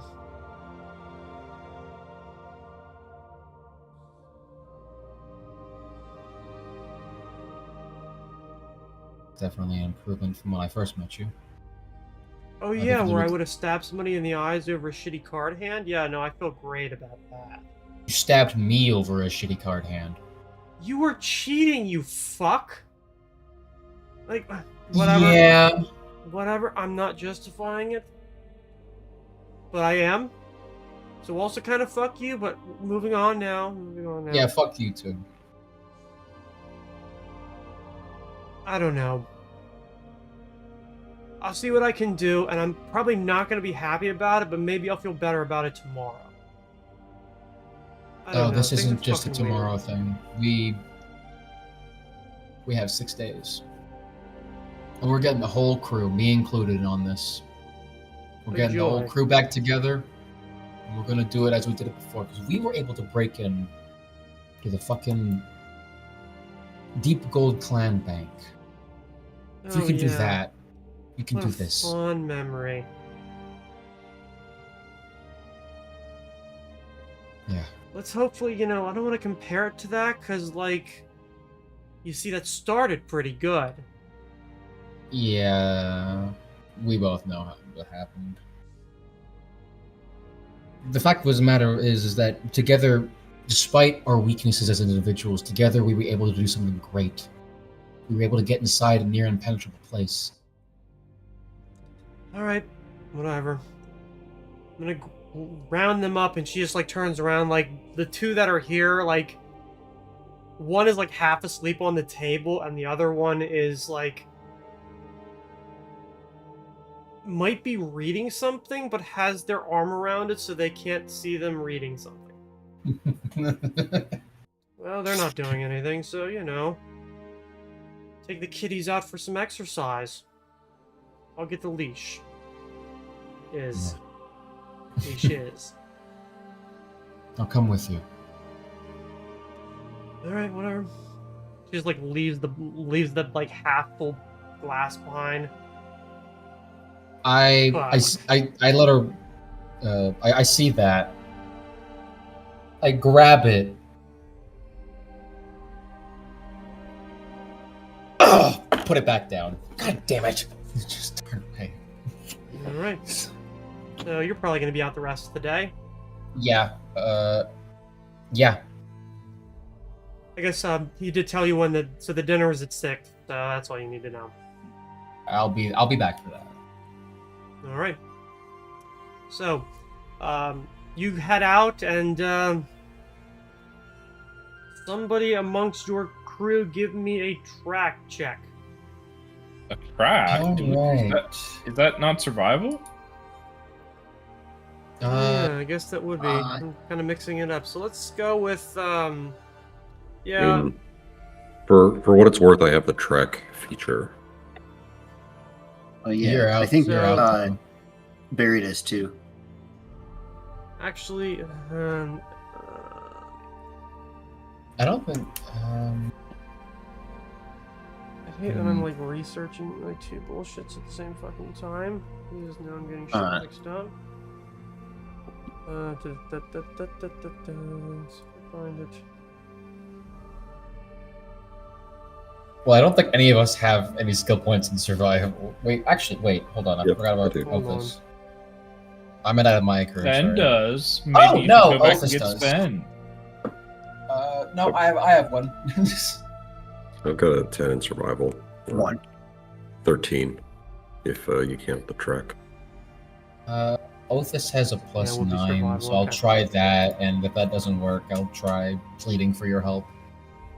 I have 6 days to do this, so we'll see how this goes. All right, yeah, give me a survival. Ooh. Okay. Just I know you guys are doing other things, so I don't want to take up your guys' time as well.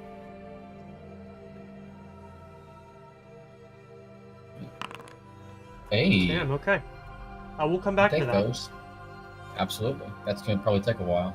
Yeah, it will. That's probably basically going to take the rest of the day. Yeah. Or honestly, I was expecting it to take the fucking rest of the week. Fair enough. I mean, I can basically count that for like your performance over the week. I shouldn't because it probably should be by day. Well, I can but roll multiple times if you want. Either way. If you want to do it now ahead of time, just give me 6, Sure. and then I can just sort of give things as is necessary. I'll do 3 for now, and then 3 days in, maybe I might ask Vic for help. Okay. Ferrix, you return to Banner Home, reasonably successful, and you find that Daxius, his crew, are not there. Sven, I think you left him up in his room, and yeah. Okay. And go pester Churs. Maybe. The Minotaur at the bar, which thankfully isn't nearly as busy, tells you that Terse is actually back in the quad.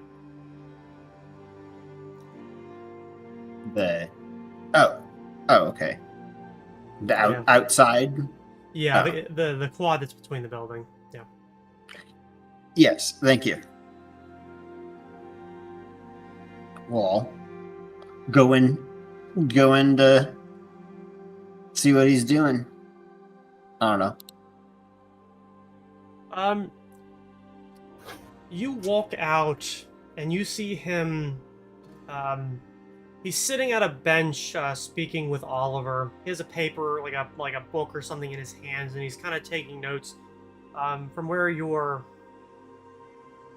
emerge, you can see that obviously the human is talking, whereas Terse is kind of just like listening and writing with the one hand. And Got it. as you walk over, you're able to because it's pretty peaceful here. There's not a lot of people, not a lot of activity going on.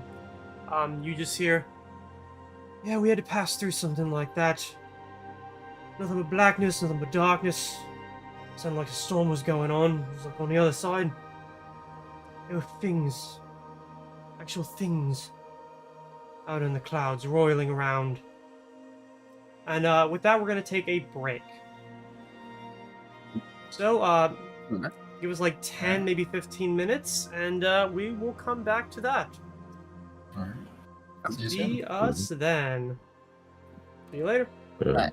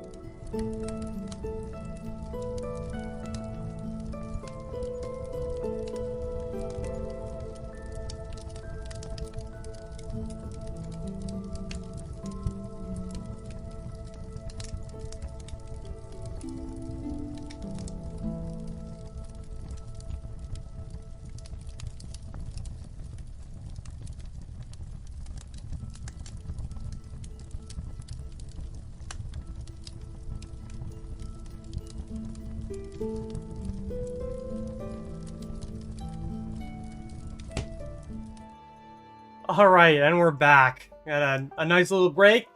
Conversation. Some real fun shit. Me yelling about job stuff. Oh yeah. Yeah, work is always fun. I guess is a word I can use. It's not a word I want to use, but I guess it's the word I'm gonna choose. It has It the least makes amount of some interest- syllables. Yeah, it's the Yeah. most politically correct way of putting it. I guess. Well, Because you know, here at Rough Rolling, we love to be politically correct, right, guys? Is Oh, that yeah. Project Zomboid music I'm hearing? This happens every Sure. time. So I think so too.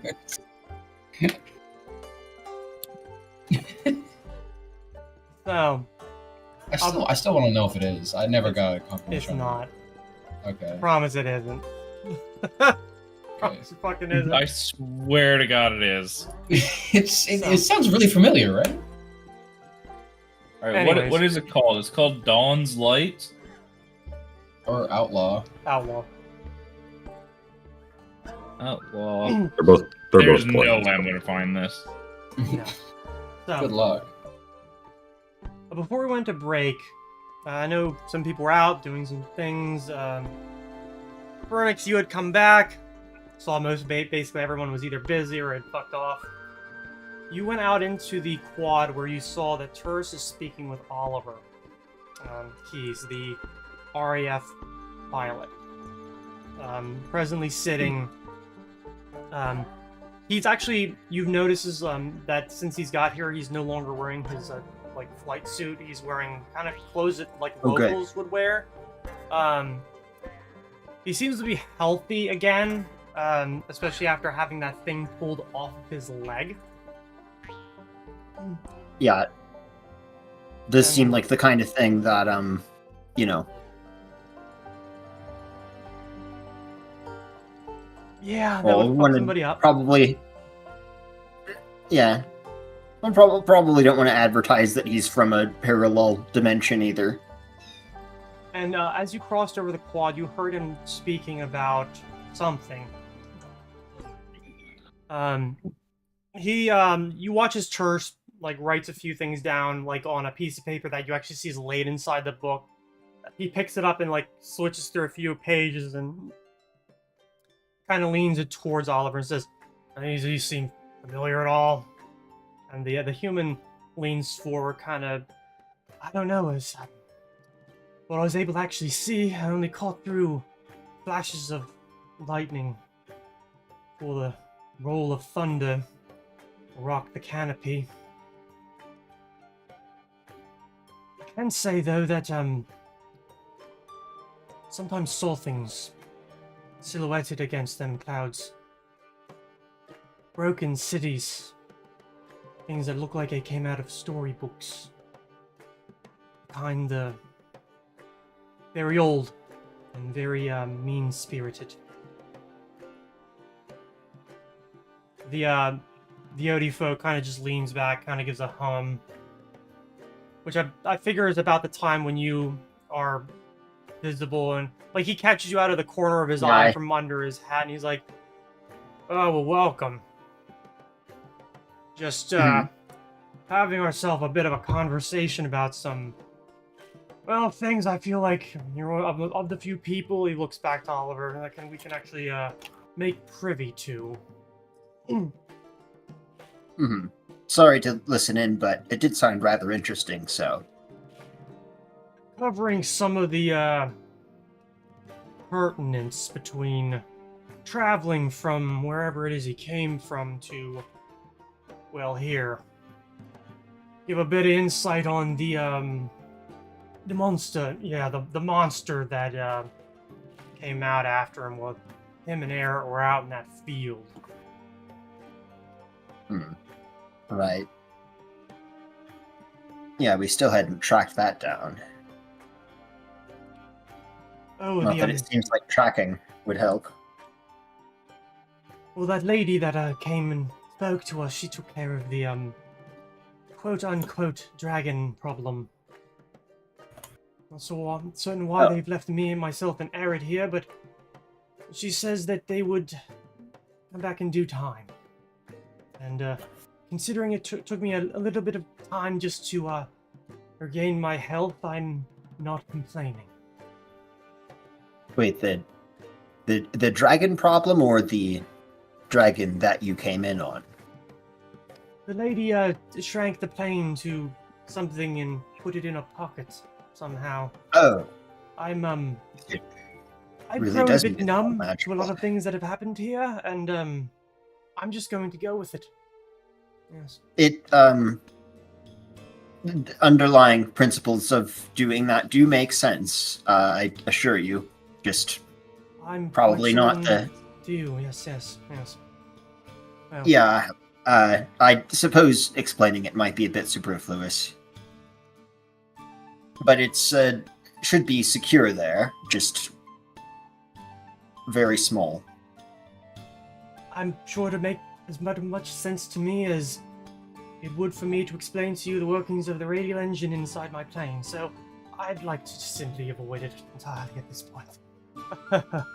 Well, Right. all I know is that traveling from there to here, it was like flying through space, I suppose.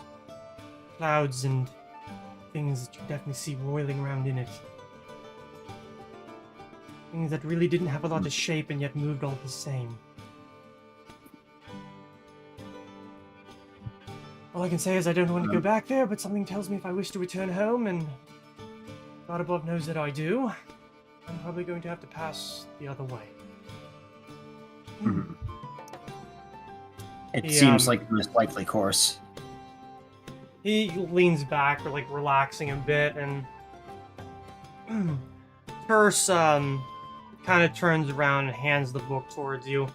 It's a book on the planes that well, the other kind, ones that exist outside of our realm. Thank you. You take the book. It definitely looks like it's something that's been used rather lovingly over the years, and the paper that's on it has notes seeming to chronicle what he has said. Wow, that cat does not want to sit down. No. No. Um. As somebody's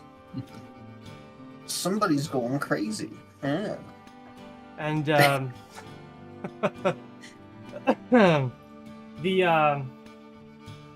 the notes seem to catalog most of what Oliver has been talking about, with a conclusion of that most likely he passed through another plane of existence in order to get here, kind of like acting as a connector, with the words "Dark Tapestry" underlined and then question marked. Wait, not that. I do suppose it's. So if I get too often the reads here, feel free to let me know. May as well just strap an angry cat to my wrist about the same sort of result there, but the dark tapestry being the external portion of not our material plane, but this what's the term for it? Sphere? Plane, sphere, kind of works out the same in my opinion. But yes, I'm thinking my knowledge of the planes isn't perhaps the best, but considering my experience, I'm thinking there's only a few people who might know a little more than I do in town here, and one of them is an asshole.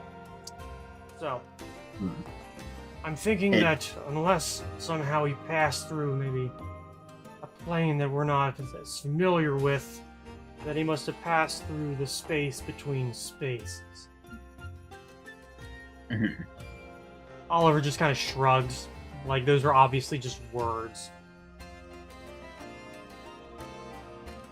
And Would that is explain some of the thicknesses which came with, and the fact that, well, we've run a few tests on that thing we took off of his legs, and all I can say is that it definitely is not of the material plane.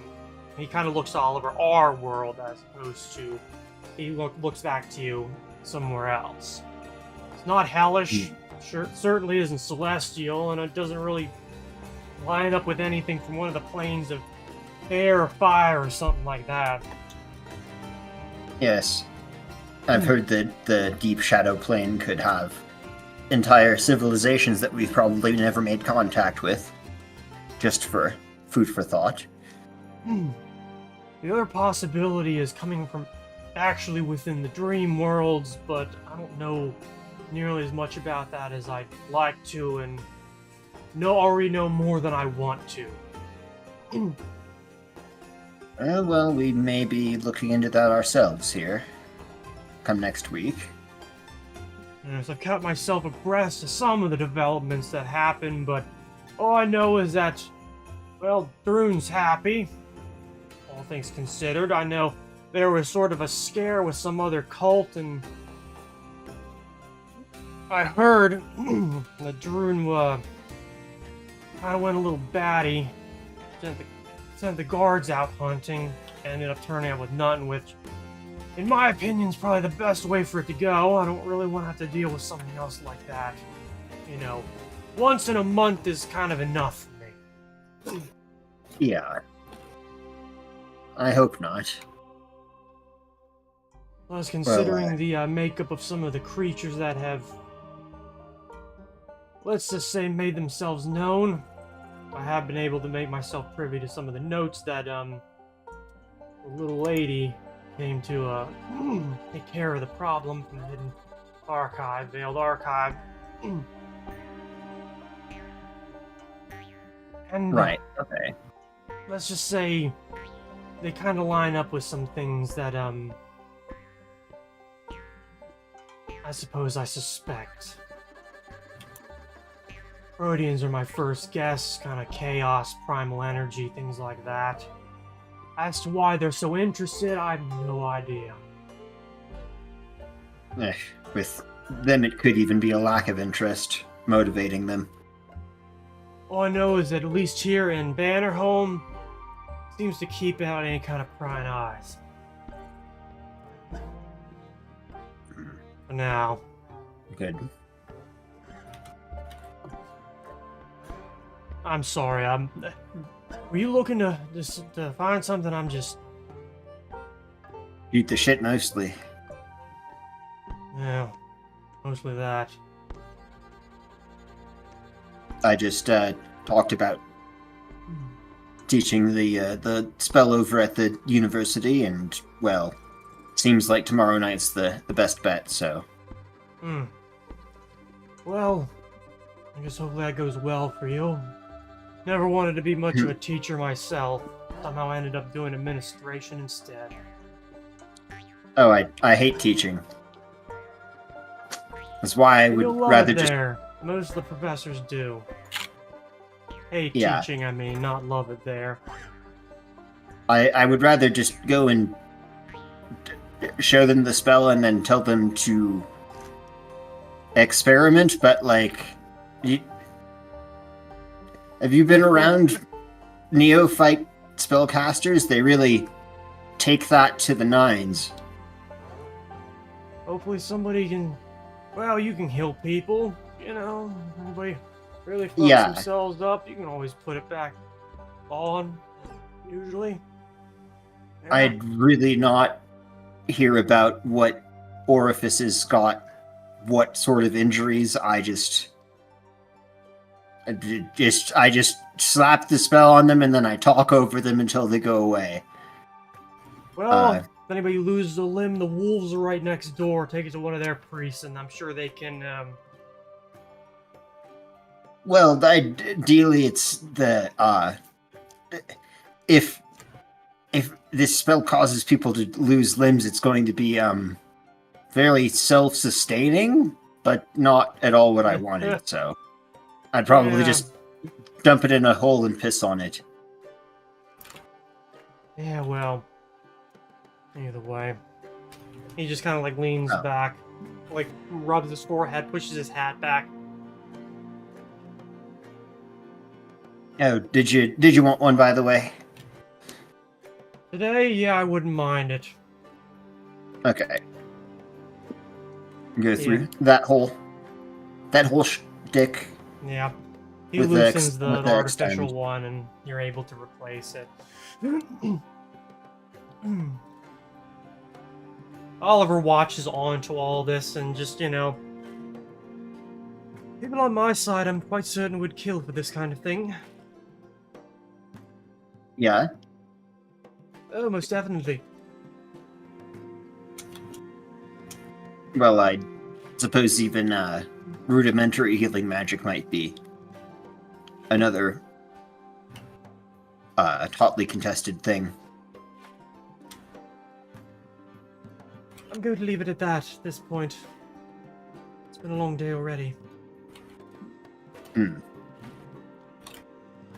Well, if there was any way that I could make it work, I suppose I wouldn't mind sending back a few potions with you, but I'm not entirely certain if any of them would work if we came out the other side, and that of course has to include the whole fact of getting there first.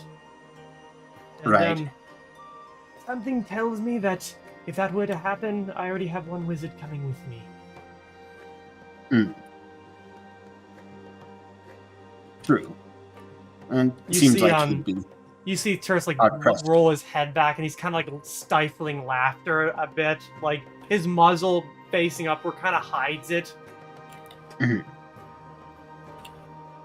would be hard pressed to peel him off of you at this point, I think.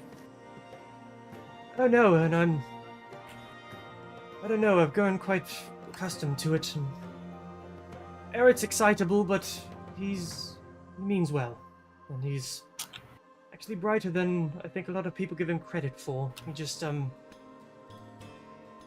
well, like a couple of other people that I went to college with, very able to speak, forming words whilst doing it is generally the challenge. True. His heart's definitely in the right place. Although, don't think that you mentioned any Tengu or the close approximation of such, so... Oh no, and I've grown accustomed to that quietly as well. Let's just say eventually things stop surprising you. Which I'm not quite certain that would be something I've ever had to say, but here we are. Oh well, shit. I suppose I can understand. Speak of the devil and he shall appear. And he stands up, and you see as Eric comes out through the one door, like holding like a book in his hand, and he kind of hurries over, and Oliver meets him, like kneels down and like embraces him, and he kind of like looks to everybody. What I miss? Oh, not too much. Discussing the trip over. Oh yes. Yes, doing some research in on that. Trying to work out going the other way, but let's just say that divination and summoning magic aren't exactly my forte, and well, kind of working on something that we don't really have much experience with. And he like heights the book up a bit. You definitely know that Tengu are kind of like, they're generally not nearly as strong as a lot of other ancestries, and their feathers kind of hide their lack of bulk. I do know a thing or two about summoning myself. If you think it might have been that. Eric If shakes I his just head. have magic. Turris kind of gives a shake of his as he lets it hold back, but he doesn't say anything. Eric simply says, "Wish I knew." I guess that's sort of why we're trying to figure things out. Honestly, I'm kind of waiting for that lady to come back. She said she was going to come and ferry us down south, and I figure if there are any answers, it'd probably be down at Port Azar.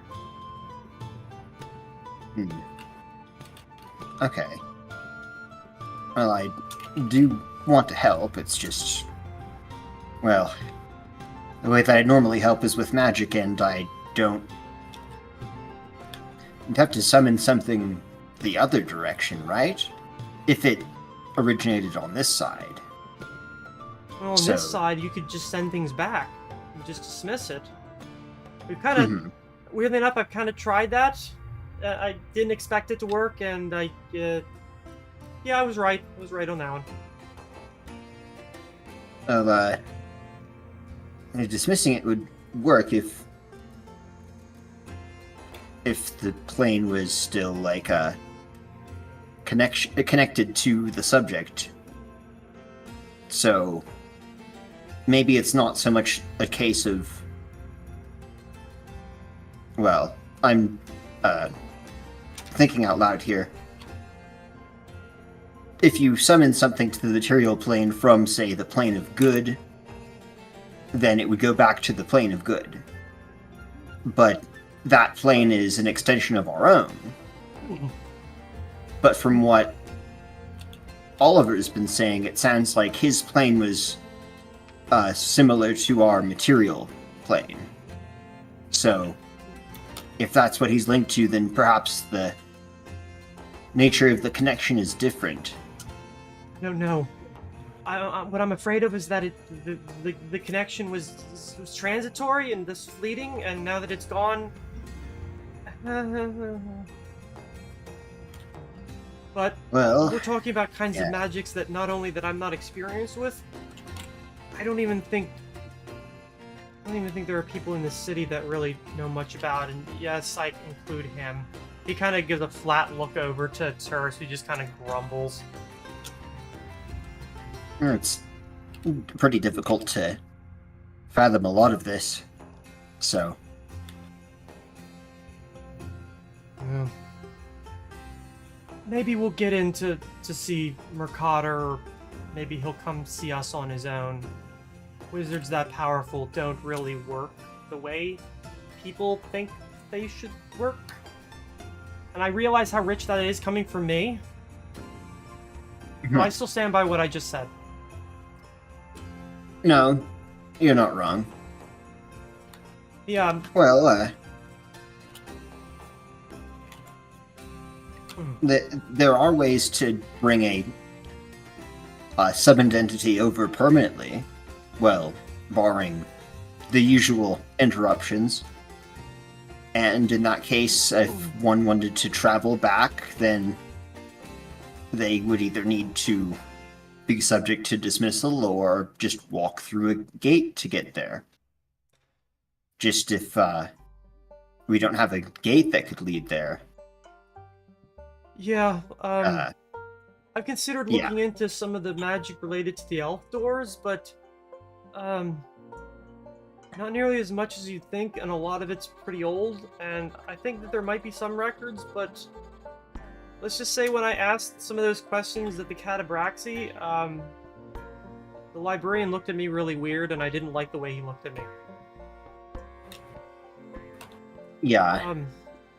He then looks up to Oliver and is like, "Do you want to get something to eat?" And Oliver just kind of like, "I think I've had enough in my head. This conversation is reasonably starting to give me a headache, and I speak Right. 5 languages." Sorry. Yes, I think after enough time, one would think that perhaps I would grow accustomed to some of this, but on my side, they're starting to talk about things like splitting the atom, defining physics in ways that how not just space works, but in time itself. And that hurts my head in a lot of the same ways. It is a lot to keep track of, and frankly, it's too much for one person to keep track of all of it. At least most of those studying the things I don't understand on this side don't exactly work with a genocidal nation. Ones on mine generally do. So, and he just like looks down to Eret. Eret is like a solid foot shorter than Oliver, and the bird like takes his hand and says, "We'll catch up with you later. Just we'll probably be here. maybe we'll go out to like one of the parks and get away from here for a little bit. That'd be nice, Um, I think. good seeing you. If we learn anything, we'll let you know. Alrighty. Nice seeing you. Yeah, the Tengu turns and like leads Oliver away, and the way they kind of move, like, definitely feels like the people who are just a little more than friends. Mhm. Like Terz kind of watches him go, like the two of them go, and then like lowers his head again and says, "So I've looked into some of the notes that you your friend at Innsbruck, the tiefling left." Oh, yes. Right, her. I totally remember her name. No, the other one, the scientist, not the one. Oh. I'm Oh, so- yeah. No, Jean-Luc. Yeah, that's one. The smart one that I'm thinking is a Oh, little good. more dangerous than he likes to leave on. I was a bit worried Atari left you something untoward. No, I think she, Anyways. I'm thinking this is still relatively linked. And I think that he and the things that came with him are being targeted. Worse is that he just kind of like looks off, like thinking, like eyes kind of like twitching around as he thinks. I feel like it isn't a coincidence what's happening in Bridgefront versus what's happening elsewhere. You understand? No, I don't think it can be either. I kind of lied. I know a decent amount about the Dreamlands. They're a dangerous hellhole. Men who live there usually end up dead very quick. And the people that they call men that live there aren't. And I do mean that there are two types of things that people call men there. One of them is a monster shaped like men, and the other one are sorcerers who are just as dangerous. Lovely. They say there are these entities that live there, gods unto themselves, really, and kind of control reality. The Dreamlands also act sort of as a nexus for a lot of dreamscapes, but other planes of existence as well. Mhm. If I had to guess, perhaps he and that thing did come through the Dark Tapestry, but I would not be surprised if it came through there first. It does seem more and more likely. There's facets to astral travel, and I Yeah. believe that the shadow plane too. There's certain commonalities, but what Oliver said didn't really line up with either of those. No, but what makes me think that is because the Hound of Dandalos are from there. Oh. Oh, well, there were those murders around. We Yes. are almost completely certain the Hand of Tandalos did that. At Wouldn't least shock the me. creature that the murdered man's daughter saw looked like the one that we saw. It wouldn't shock me. And hopefully it wouldn't shock you if I tell you that the hounds are not the most dangerous thing that could come from that plane. I figured not. Pardon me.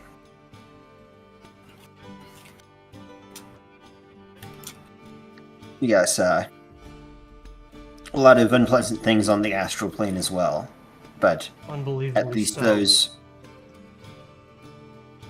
They usually conform to some sort of general appearance. It's a bit like having to think about fighting back against an illusion as far as what we're in for.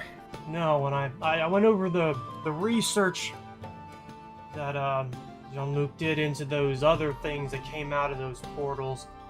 I don't have an explanation for that. The things that I've read personally into the Dreamlands, places like Lang, doesn't match up with that. I'm thinking possibly Plane of Shadows or the Dark Tapestry, which is why I suggested that. The only part I really don't understand is why and how. Yeah. If we don't know what happened, it's going to be very difficult to replicate it. And it might be something that'd be too dangerous to even attempt, now that I won't have to say that around them. You think he's the only Frankly, one?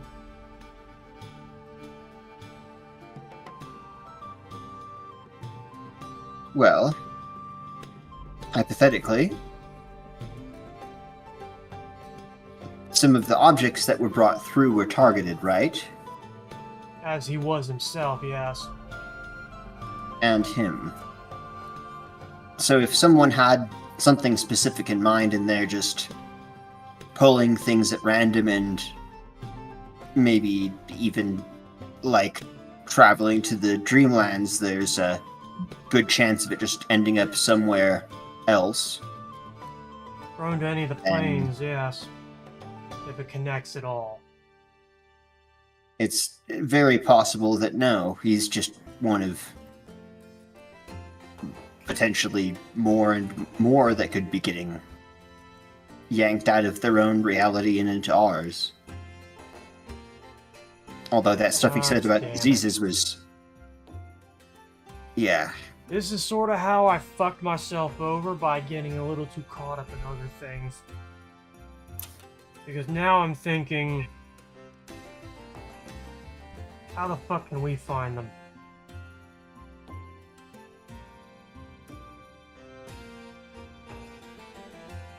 Those hounds do seem to know.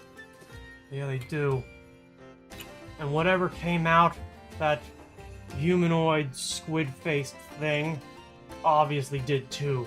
He said there weren't any hounds there with him. Just it. Yes. That's why that little gun of his managed to make mincemeat of it.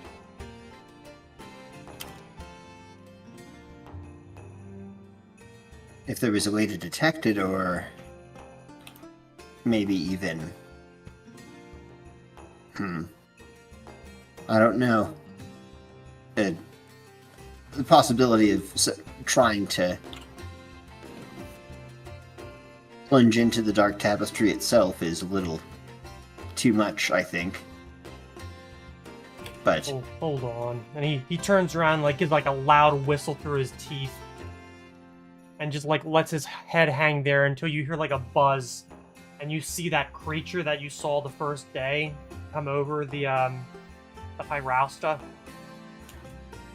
And he like puts out his hand and waits for it to land and says, "Take a message to Mercader. The thoughts that I just had. Tell him it's actually important. Please." And the thing just kind of like gives a bit of a nod and then takes flight and buzzes off.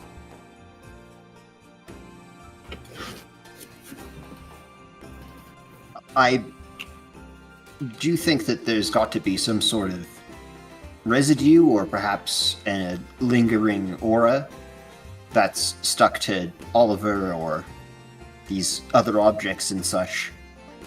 There's not really that many ways to track things. No, but if there's a And way to so- perhaps cover them up, it would make... Well, I'm not shocked that no one, even creatures like that, aren't stupid enough to try and teleport in here and kill people. But I'd like to, what's the word I want to look for? Dissuade it? Yeah. Even jumping into the final round of the arena didn't seem to be too much of a risk for them. No. Though I don't know, I'm not made out of goop myself. At least that not that kind of goop. I don't know. I'm thinking about finding somebody who knows just a little bit more than I do. Hmm. Tell your friends whatever you want, really. What we just told, well, what you just learned. Well, God damn it, I really need to learn to not involve myself in other people's shit. I mean, well, we definitely could use the help. Yeah, well, sometimes you try and Or- do something good and help another person, and in reality, you end up making it a shitload worse. And he just holds up Or, the arm that he lost. Well, I guess it's his right arm that he lost, and says, Oh. and then kicks Yeah. his leg out that's missing too. Yeah. Do you mean like with Oliver, or? Well, him, myself, yourself, people around us, I don't know. I'll have to look Well- into it. I think I'm brain dead now. The only other bit of business I suppose I had is unavoidably grim, but if we don't make it back after a week, it's going to be possibly a really bad scenario. So, Hmm. I wouldn't say that if I wasn't concerned about the possibility. Right. I suppose I'll burn that bridge when I come to it. Yeah. Well, I'm going to do everything I can to not make that happen. Just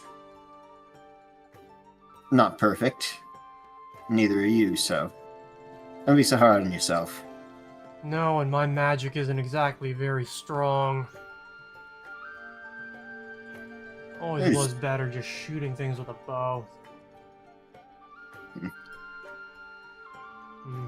But the thing I always heard was, oh, well, you just have to learn how to use the more elementary spells, and then it won't even matter that you can't cast the more powerful one.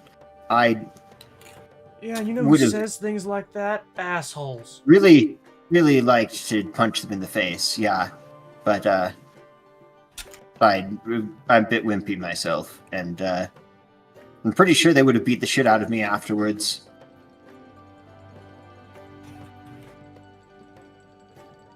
Wow. But, I'll keep that in mind. I think I'm gonna go inside and I might have to prepare a few letters or pull some books. Keep yourself alive until then, I suppose. sure. Just, He, Yeah, as I'll he try rises, to. he, holds out his hand to take the book back. yeah, I hand it over to him. He, pulls the slip of paper that has the notes on it and just hands it back. Maybe show that to the others. Maybe they can... Maybe it'll help. Right. Just,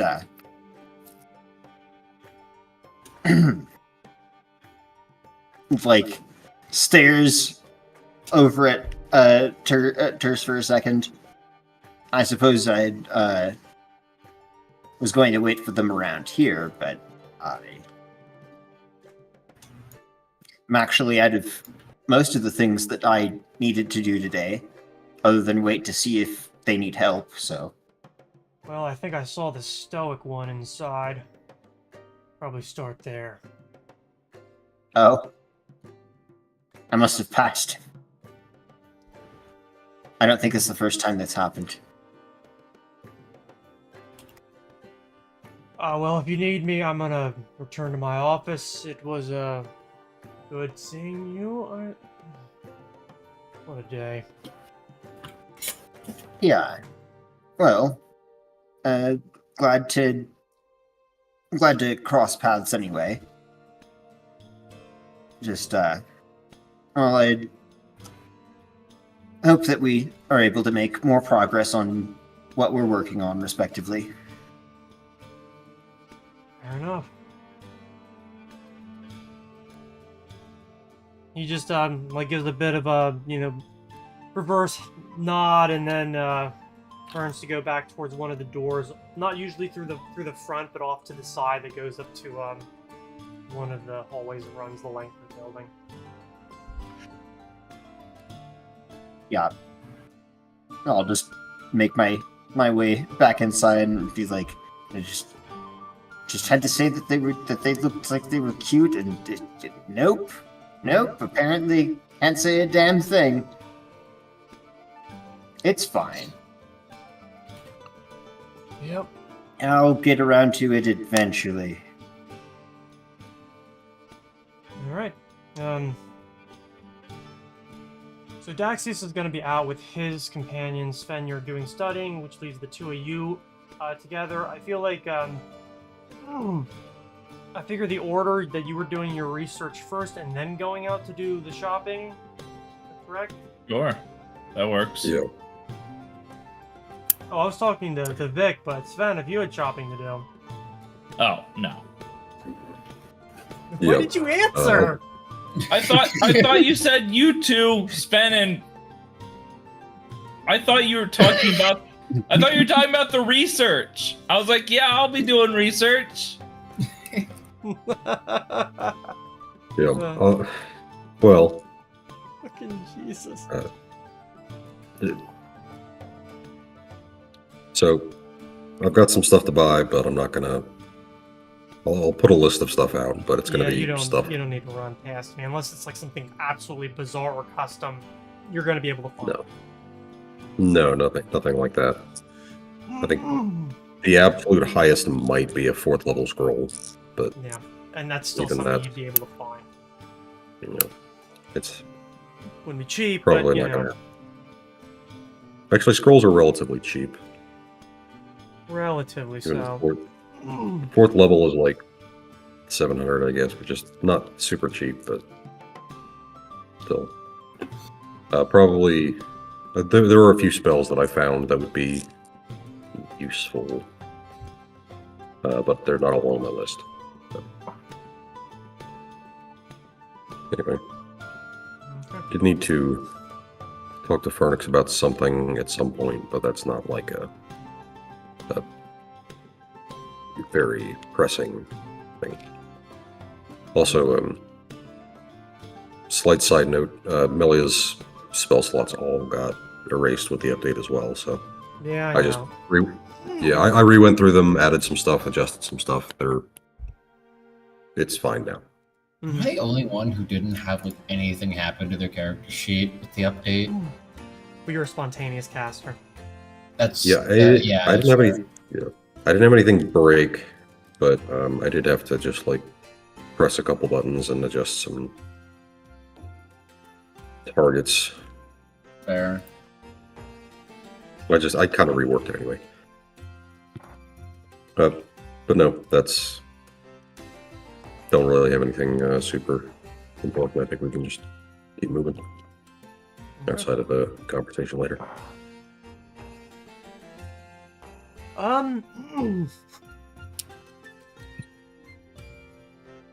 I guess we're gonna pass some time.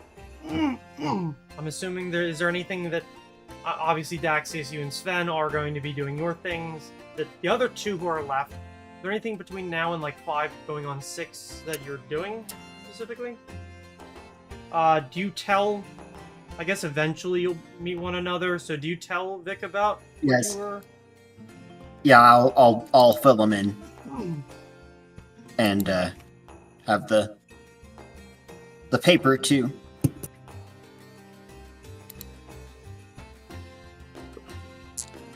I'm gonna be honest, this is all very confusing. Yeah. The way you describe that conversation, it seems to be a common thought process. Is a tendency of magicians to get lost in the sticks on just about any topic. But yeah, as far as the connection to what we've been dealing with, the Hounds of Tindalos. It's interesting that of all the things, it's connections to the dream world, rather than being something extraplanar, like I suppose I had originally thought. Well, if they're creatures native to the Dark Tapestry, then perhaps they have some way of detecting things that have passed through it, or perhaps there is some kind of residue that just doesn't really scrub off. Yes. But I suppose the question is why us, and why come after in the first place? Are they taking orders from something, or are they running on instinct? Are they even smart enough to form coherent thought processes? It unfortunately sounds like they are. Otherwise, they'd probably have already made some attempts on Oliver at this point.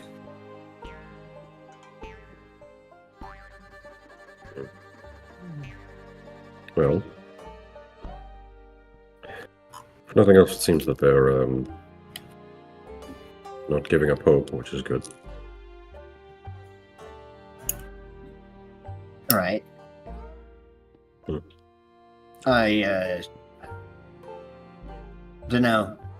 There's a lot of things I hadn't considered about his circumstance, and one was the possibility that there might be others. I almost said like him, but if they got pulled from somewhere different, then maybe not. Maybe 50 feet tall and green. With, I don't know. With that many possibilities out there, it's a mind boggle. And,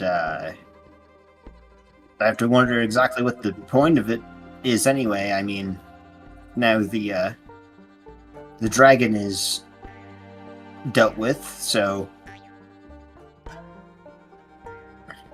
what would someone gain by doing all of this? It's, well, that is under the assumption that it is intentional. Could have been just some sort of nasty side effect from experimentation, or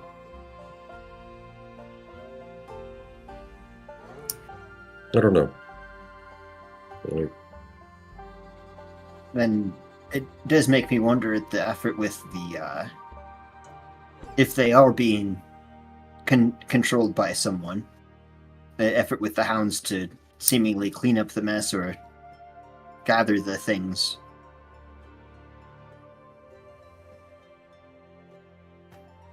Just what even is the point of this?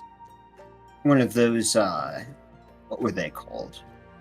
The grenades, that's it. One of those probably would do some serious damage to a building, but is that worth this titanic effort to pull people from different realities and then track them across all of creation and just pull the shit out of their pockets? It seems a bit silly, if you ask me. Unless they already managed to pull whatever they wanted out and they're just panning for gold, so to speak. I'm inclined to think that this is not entirely intentional. I mean, if it was controlled, then I don't know how, but half of the things that happened would have occurred. I mean, they've got Fenrir, who's from a our world, it seems, but from a different time or place or something. And then they've got Oliver, who's comes flying in on a metal dragon, completely disoriented and unable to be, corralled into the clutches of whoever pulled him here in the first place. And if it was intentional and they didn't know exactly what they were doing, why send the hobgoblins a expendable resource to do the basic experimentation? Seems that they're looking for solutions to a problem that we can't see, but don't really know how to do so. Do you think maybe this is a new phenomenon? Well, I thought Or at the very least the magical breach points, the anomalies, they've been maybe not common, but around for a while, if I'm remembering correctly. Mhm. right. And I'm presuming that too, but well, if they were just trying to get rid of them, I suppose there are worse ways that one could go about it, but why would they need to experiment on something that's already been around for such a long time? Unless there's reason to do so. And in doing so, they are not doing so directly. They're throwing out some hobgoblins to the meat point. Yeah, just tossing shit into portals is like you would not believe the supposed intelligent people throughout history that have done exactly that. But In this particular situation, I wouldn't exactly call it the forefront of magical research. yeah, it was really loud when we did that.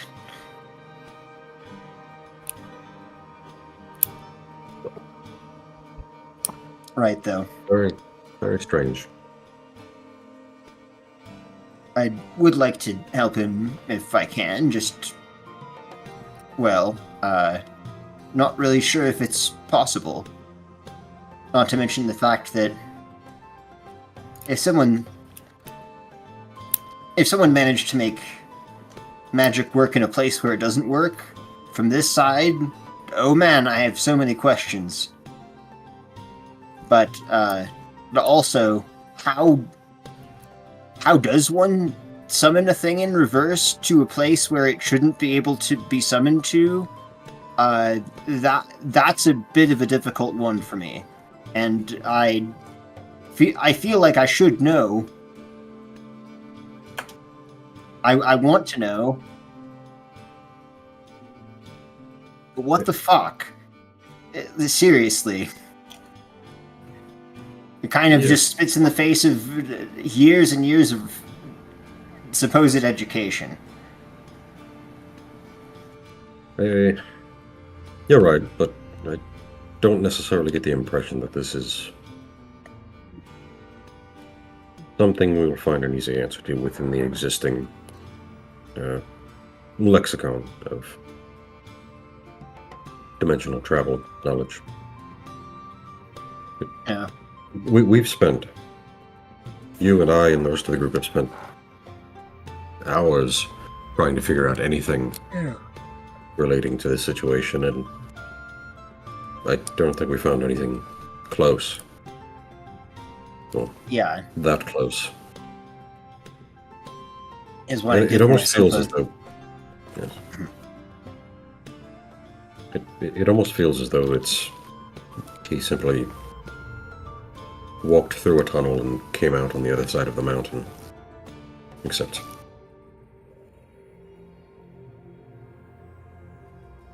Well, I'm not explaining this well.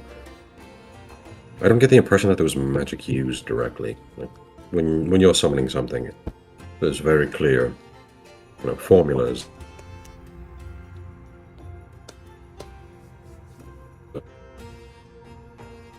location or from a plane in 2 hours, and it's beyond me, as you can tell. But It's honestly mostly right. But with Oliver, he wasn't simply grabbed and pulled from the plane as if he was intended or intentionally pulled. It was from the way he described it, he was very much in the middle of something, flying this dragon thing, the plane,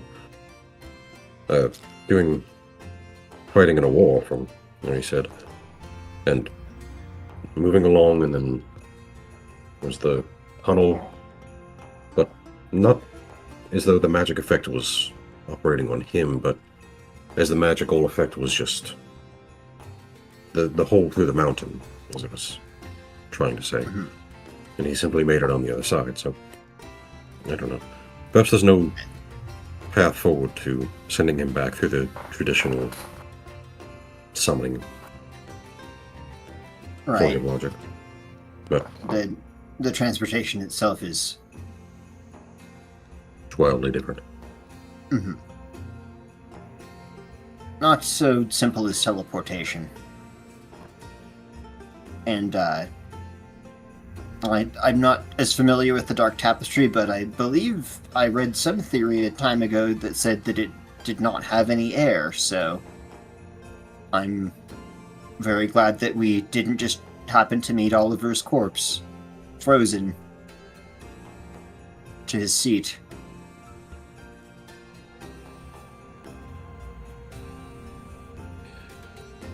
That would have been a So- very different situation.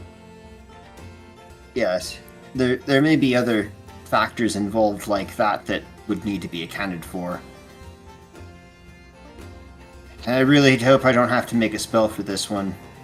It sounds like it'd take years.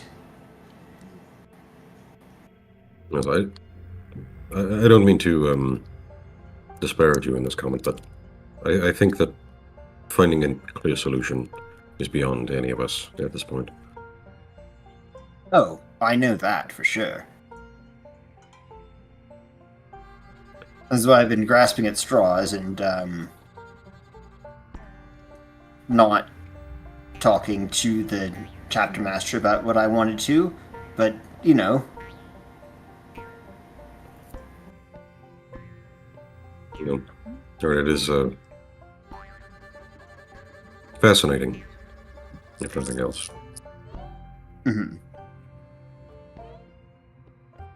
Yes, and it did seem tangentially related, so I don't know. Right. It's almost certainly related to something we're doing both now and with the other goals that we've been looking into. Right. But yeah, not too much more I can think of. It was good to see Oliver again, at least. So it's good to hear that he's walking around. Yes. Him and why am I so terrible with names? Eric, the bird fellow. Yes. I'm reasonably sure that they're an item now. But you know, not trying to pry or anything. Just Honestly, I got the impression that, you know,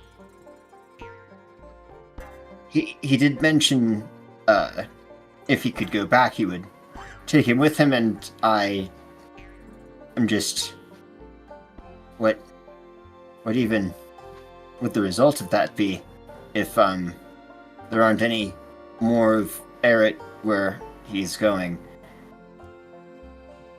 Just yeah. So I was a bit distracted by that idea too.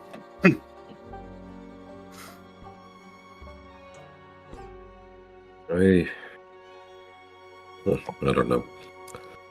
I really hope he Hopefully wouldn't, they'll- like, poof into confetti or something horrifying. That Admittedly, it'd does- probably be more blood than confetti. was indeed very concerning to think about. Though if all of them made it here without any issue, then if they can replicate the way back, I don't see why. Yes, but humans exist here. And Oliver's, I'm reasonably sure, a human. I haven't really, he described himself as a human. Interesting that they have the same term for it in their world as ours. Right. It's, Interesting, they speak It would the just be same an equal language. translation. It's like saying people in German is Leise. So you probably wouldn't, use the own term in your own language when speaking somebody else's. You use theirs. No, I was just making a out-of-character Oh, I know. joke. it does make me wonder if perhaps at some point in the past all humans were sort of transplanted onto this material world by some sort of force or another, but I'm definitely not putting my camp into the ground on that one just yet. Just a very fringe possibility that I realized could be considered a thing. Yes. Not that I'd consider that you're an alien or something, it's just... Oh my gosh. How many times is it going to be today I say something really stupid? I wonder. I've lost count. Don't worry, you're going to a fancy dinner with powerful people. Oh boy. Yes, no. In any case, we should probably gather up the others. It is getting to be about the time we need to head over to the Ludendorff estate. Oh hell. Right. Do you think I should bring that to her? He does have a little bow tie.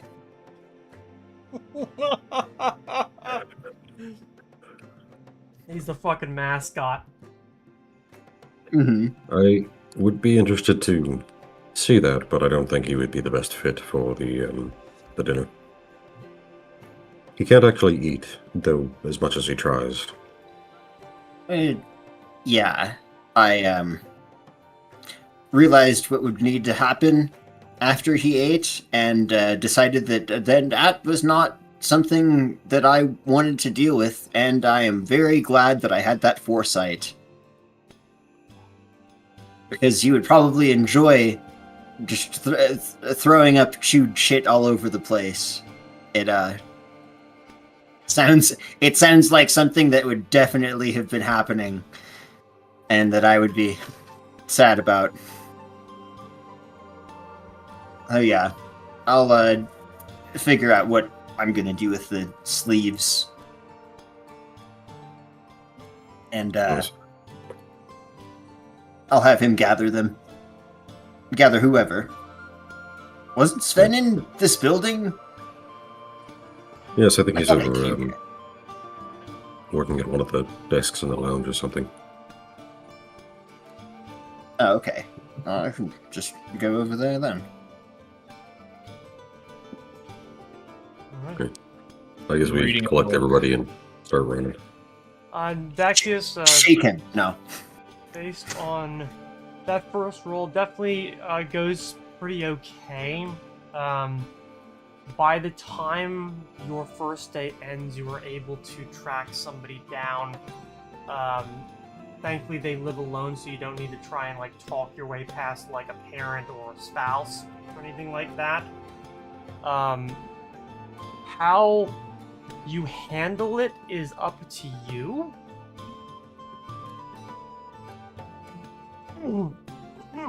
You're unmuted, by the way.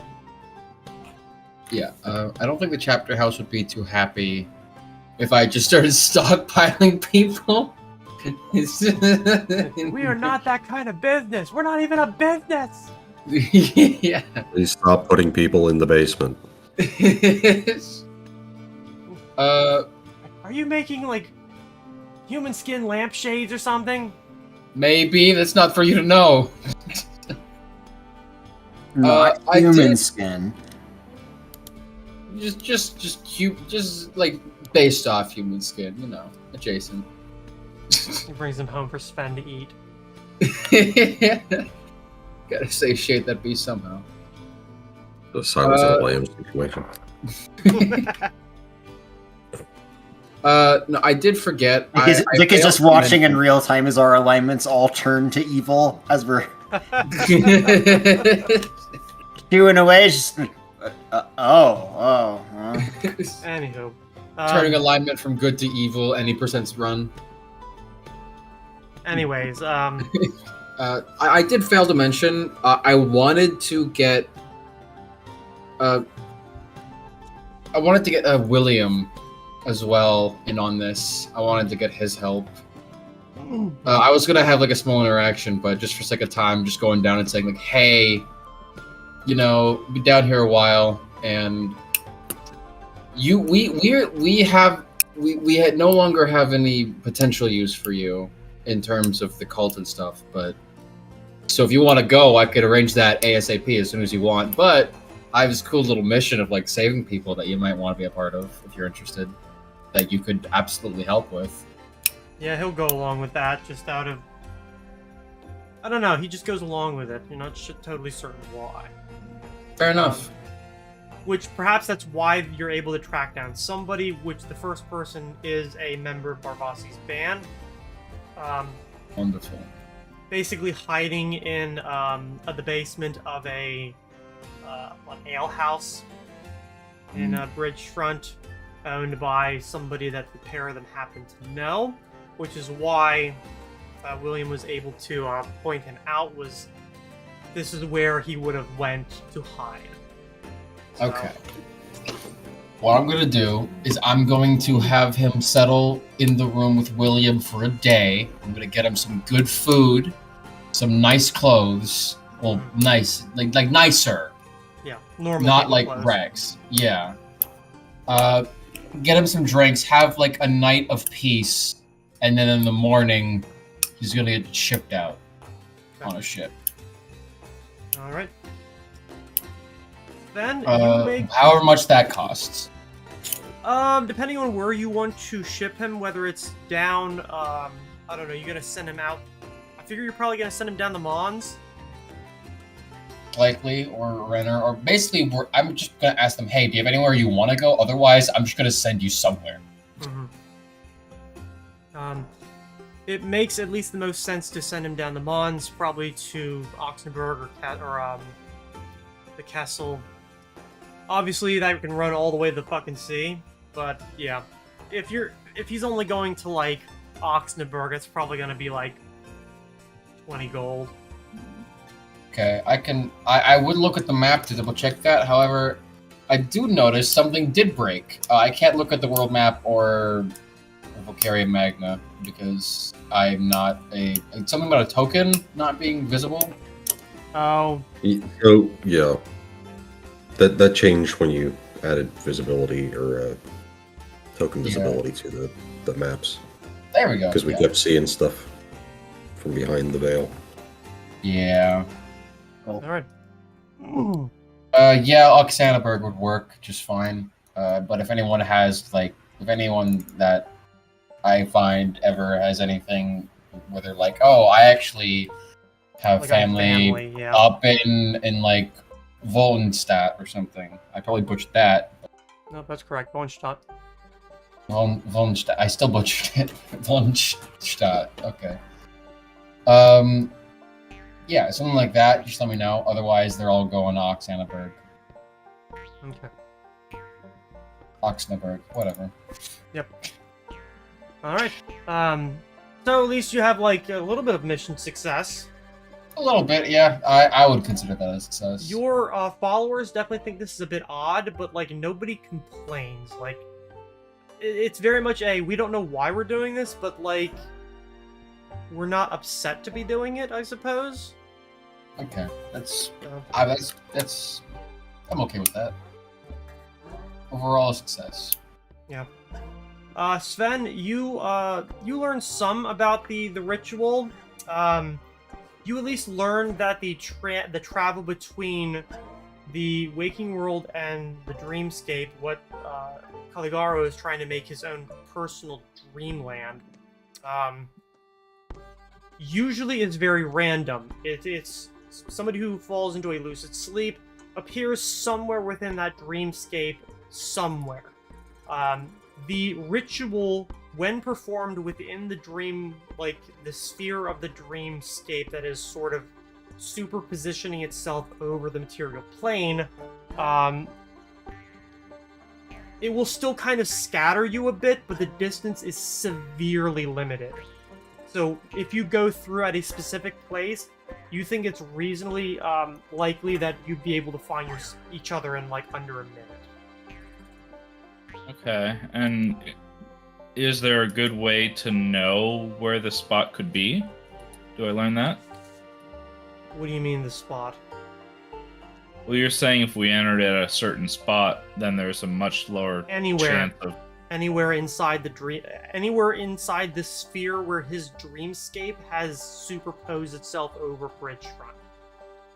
Okay, so anywhere in Bridgefront should be fine to... Mm-hmm. Now, do I kind of get a feeling of, like, it'll be easier to find us, or we'll spawn right beside each other? It'll be far easier for you to find each other. There are other ways that you could get into the dream world right now. Specifically, if you went to Rook's Roost and took up Asnan's dreaming device. However, that would be significantly more dangerous. It would scatter you to the four fucking winds on the other side, and... Well, you definitely get the idea that in order to deal with the Dreamstone, you need to perform this ritual there too. So you could go now, you could kill Caligaro, the Dreamscape doesn't go away. You need to deal with the Dreamstone. And in order to do that, you need the same ritual. So, could we just deal with the Dreamstone and not kill Caligaro? I mean, I think it would probably kill him, but the thing is, you don't know necessarily where the Dreamstone is within that. Perhaps some of the ritual will help you determine where that is. Okay. So it might not be a bad idea. You're gonna have to learn the ritual regardless. Yeah. Alright. So, 5 o'clock comes around. Everyone is able to regroup, outfit yourself however you feel is most appropriate for this kind of a event. Human and semi-formal clothes. Just whoop, it's there. Okay. I would like to go as Daxius's pet. What are you changing, though? Where? Yeah, I could get you a collar, Sven. I wear a pup mask. Well, you borrow Lugo's pup mask. Yeah.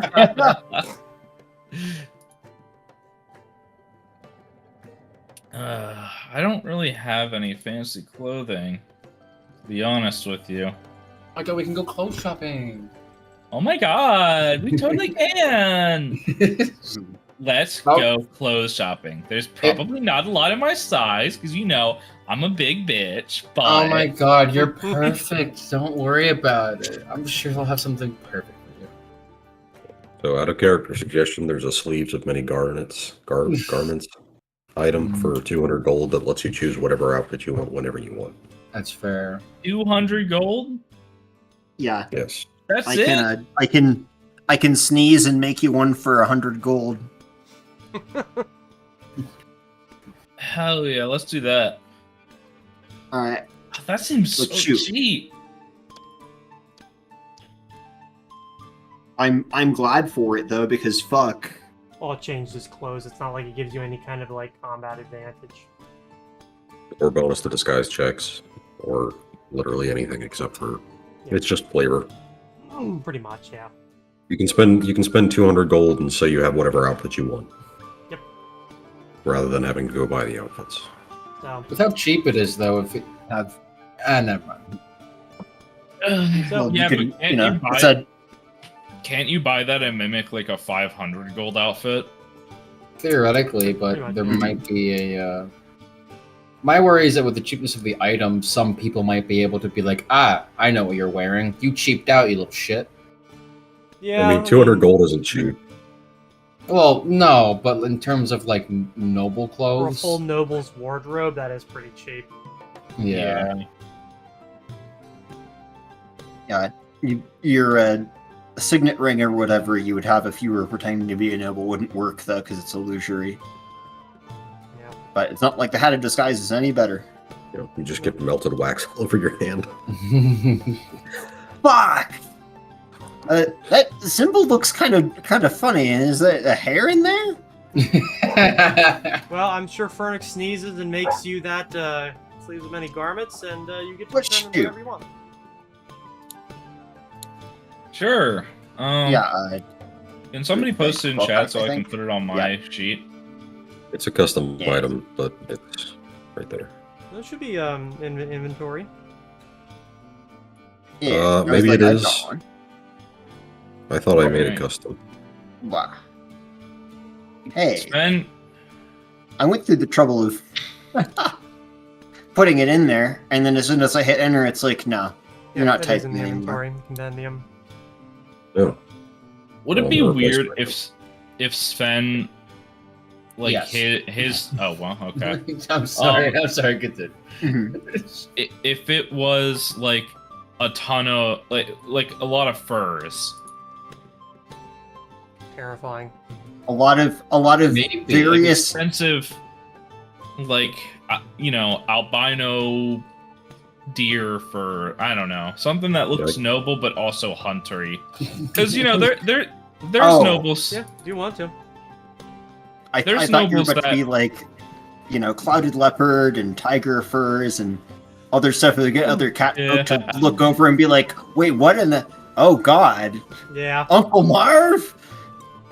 I'm just imagining Sven with the giant, like, coat. Or, like, I don't know the villain's name of the... from the 101 Dalmatians movie, but, like, that big... Cruella that de Vil. big- Cruella de Vil. Yeah, with that big coat. Oh, that would be so good though. Yeah.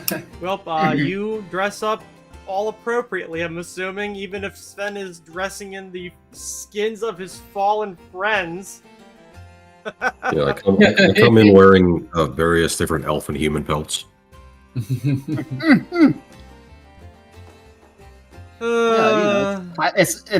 That's fashion.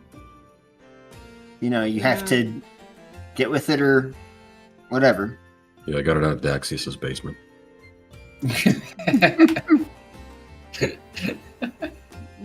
You shouldn't have been down there.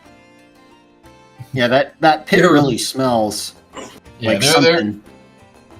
There was a Yeah, lotion and some hoses. It's weird. just don't look behind the cabinet. If you see behind the cabinet, I have to kill you. Mm, Anyway, anyways. So, Yeah, we go. after that, you step out. I'm not sure if you walk or if you hire a hansom in order to get across town. I guess it probably doesn't matter other than how much time you want to spend and... Probably hire somebody Yeah. I guess, reasonably. What? For, Are you serious? sorry, I missed who we're hiring. a For hansom. what? A hand. What's that? Hansom. For a hackney? It did a Taxi. It is a horse-drawn taxi. Ah, But a hansom or a hackney is a type of carriage as well. Just very Big commonly hansom. used in Victorian London. As, gotcha. a big handsome man to carry us all there on his shoulders. it costs you like One of half those, gold like- in total. sure, I'll pay for it. You arrive, you are welcomed in without too much of a problem. It's, I don't know. Has anybody here ever actually attended an event like this? And I'm not really including the event at Innsbruck, since that was sort of part of a public celebration. I have, but not as a guest. I'm gonna go with no for everyone Yeah. else. No, it's not very likely unless it was just sort of like filter you in here. All right, if anyone gets really, really drunk, you just cast neutralize poison on them, and that's what you're here to do. Fair enough. You'd Probably be surprised not. how many, at least where I come from, that's fairly common. They have a cleric on standby in every party. There's always that one Sounds- guy. Very confusing and disorienting to be within 6 seconds going from completely blackout drunk to stone sober. Just like Oh, we get very visceral reactions every time it happens, yeah. Fun. Anyway. Once you were inside, you definitely can see it is much busier in here. There are people moving around. You are taken off into basically a sitting room to the side, basically to give you a few refreshments to keep you, I guess, hold you over until somebody from the family comes to get you, so on and so forth. Thankfully, that doesn't last too long before you see the man that you had spoken to the previous day, Kristoff, appear in the doorway and give a magnanimous welcome. I'm so glad you could actually make it. Glad to be here. Us too. He... Sorry, go ahead.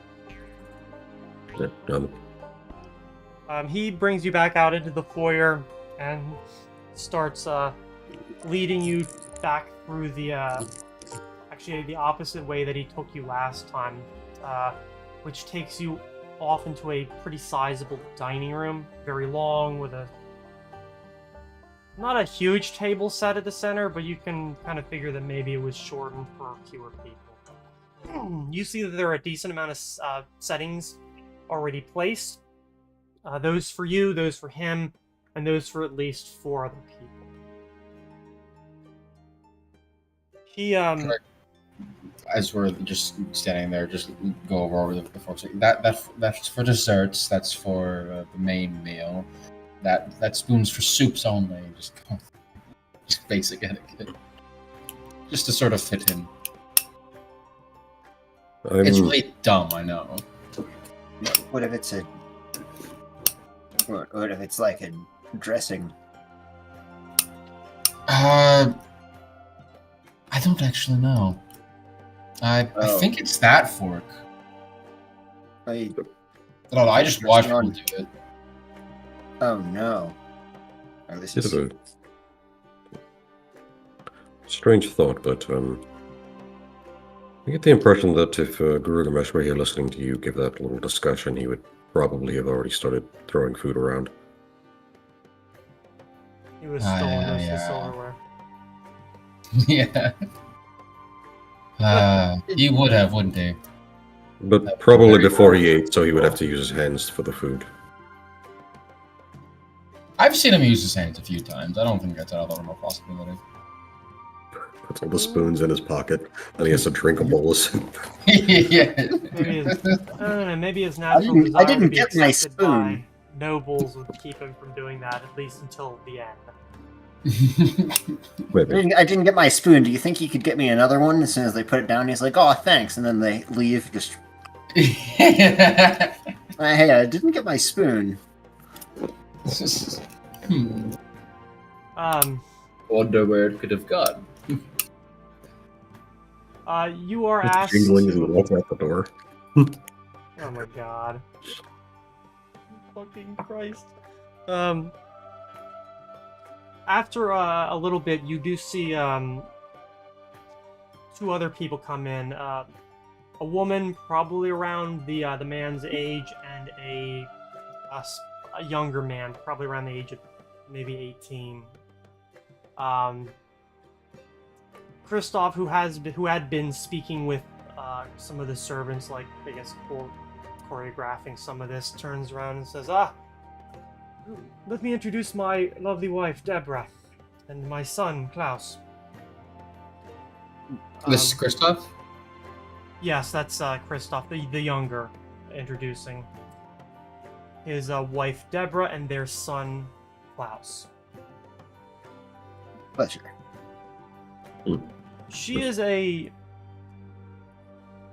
would say, good-looking, well-dressed, but has sort of a would do well working at Merrill Lynch in the 1980s vibe to her. Or Goldman Sachs, if that's more familiar. Or Wells Fargo or Bank of America, or anybody else that screwed over Americans in that era. She's got that power woman kind of feel to her. She would she would have the shoulder pads. Well, the rounded ones, considering it's the era, but yes. Just not the boards like in the 80s. The son is rather plain. His hair is cropped pretty short. He's dressed okay, but definitely the kind of person that you can tell doesn't really care a lot about that. He also, it's pretty obvious that he has some nicks and cuts and bruises about his face. They don't line up with say somebody being beaten or anything that obviously, and obviously a man of his stature in the world most likely would not have that happen. Or if he did, it would be healed up magically.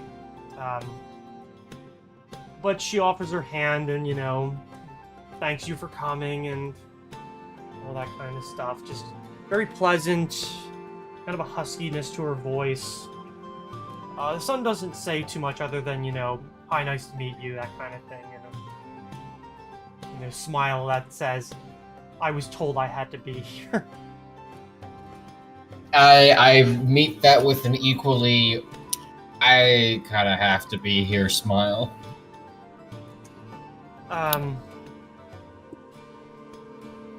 After that, you do see two other people enter, both much older. Both of them are quite well dressed, but the man specifically is. And as soon as he turns the corner with the woman and almost walking with him, just turns and says, "Why is everyone standing? Aren't we here to eat?" And just does one of these, and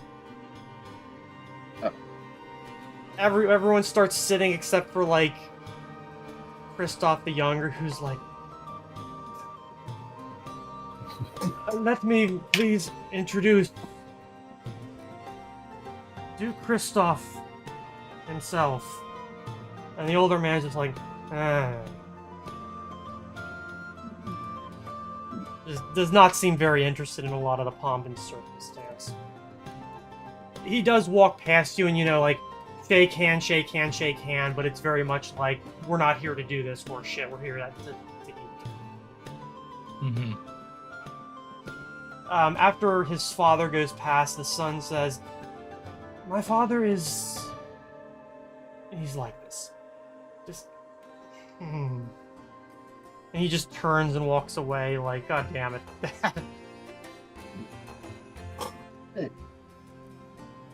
As he turns and walks away, I'm just going to take this chance. Can I look over the table and whoever else in the room, there may be people, and just... any nobles whose faces I might recognize, just from my time being in the city before, or perhaps a description that well, this is rings a bell. their family and you. Oh, it's just their family. Yeah, it's just when they said it was a get. I thought it was a dinner. Okay, just with us. Yeah. Gotcha. Never mind then. You're not gonna say it out loud, So basically, it's a family dinner with a bunch of vagrants that their son found on the street. Yes.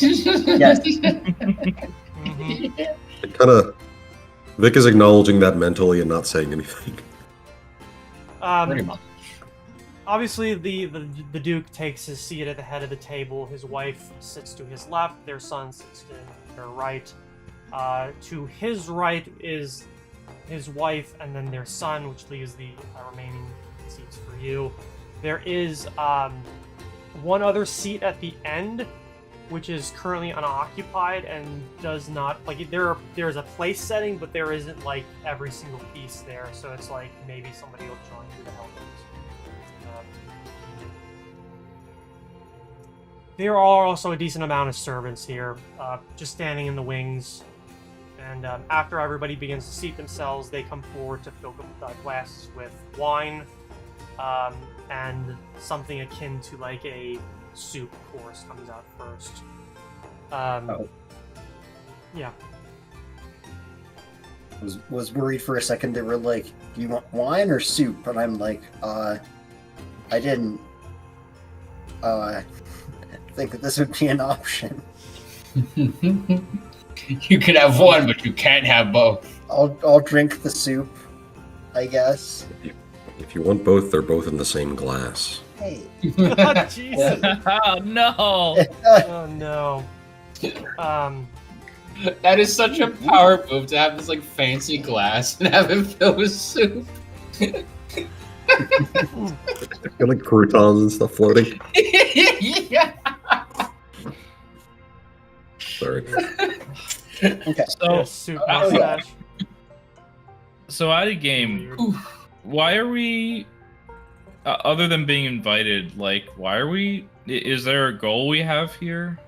You He don't was know doing that research yet. for us. He was invited. He Robert? invited you. Okay. Avert disaster. The assumption is that he might have information. Yeah. The beginning of like, because there is conversation, it seems to be pretty light. He, asks about like experiences in the city and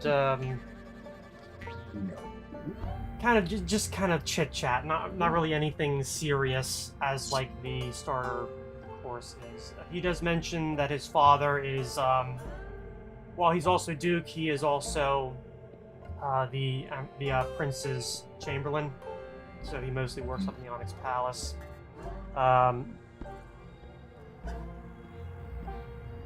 He does mention their son, the one that's sitting at the table, is one of the head engineers at the Reich Metal Cannon Foundry, and the son has to be kind of told to stop talking after he starts talking about like metallurgy and creating new items that might bring like parity between those who can cast spells and those who can't. And it's not in like a cruel way. It's very much in an excited, I get to do something important kind of way. And like his mother has kind of grabbed his shoulder and like to get him to like stop babbling. Oh. I will mention that it's something I can at least say would be immensely helpful for all of us who can cast spells.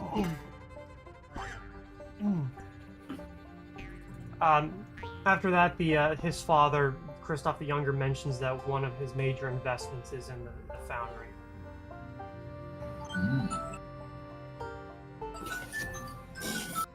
Time to wake up. There are a few Yeah, but it was all just a courses dream. after that. The Duke remains relatively quiet, but when he talks, it's very obvious that his amount of fucks to give is very, very low. The way he kind of looks to you guys is, those of you who in the know, he gives you that look like, I'm not intimidated by any of you, therefore I don't really, like, I can say, like, what I actually think, as opposed to doing this horse shit at like, court where you have to play and pretend and smile and scrape and all that kind of horse shit, so. Yeah, I'm not surprised at all. I don't say anything like at all unless I'm like someone like prods at me. mhm.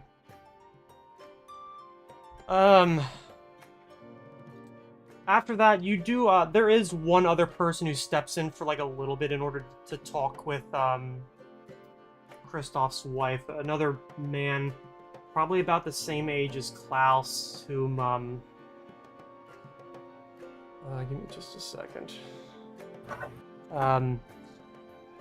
Kristoff the Younger introduces as his eldest son, Waylon. Waylon is, not dressed like a noble, is dressed very much like a debutante, like kind of a shirt that hangs open like really far, and his hair is like pretty long, like even for a noble. You all recognize him too. He performed at the Last Drop as a poet, and he was actually pretty good. Oh, nice. He, like, gives everybody kind of like a look like, hey, and then says something to his mother, and then nods and kind of like, good meeting you all, I guess, and just kind of turns and wanders off. Oh. Nice to meet you too.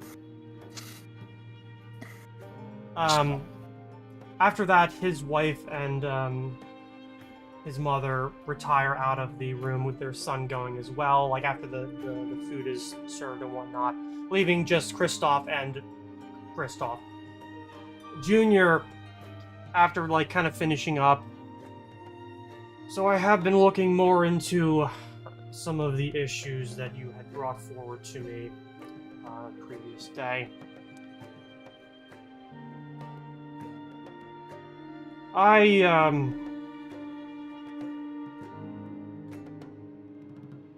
definitely do know a little more than I think I remembered at the time. I have my own, obviously, personal collection of things that I generally don't allow out into the public, as I'm not exactly stingy with those who wish to use the library that we have here in the house. Senior, at the same time, just kind of gives a grunt, like,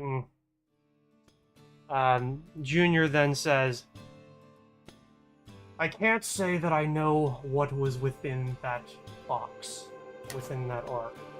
What I can say was that it was uniquely dangerous, and both the court wizard and the emperors who commissioned it considered it to be...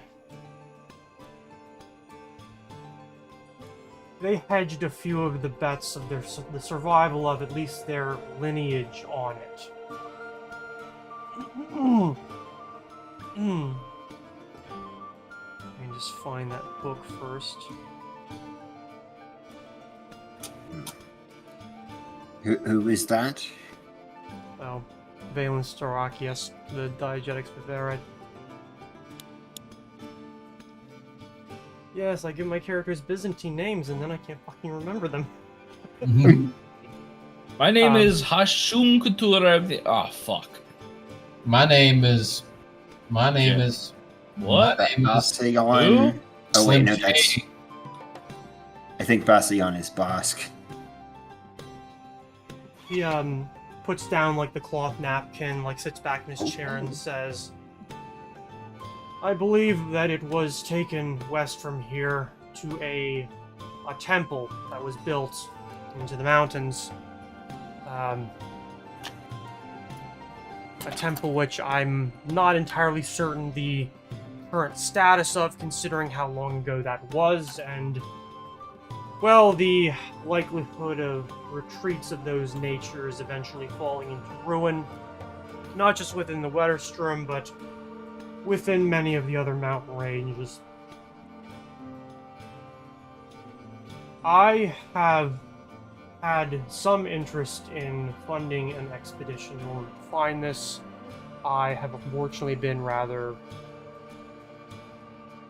distracted by local affairs in the past. And if this is something that you're interested in, I might be able to put forth some funding in order to ascertain its location. There would be a contract drawn up, but considering the natures of this kind of investment, it's not something I intend to guarantee a return. I put forward a decent amount of money towards the Karaman expedition, and when it came back, understandably, mostly a failure, I wasn't surprised. The nature of the game.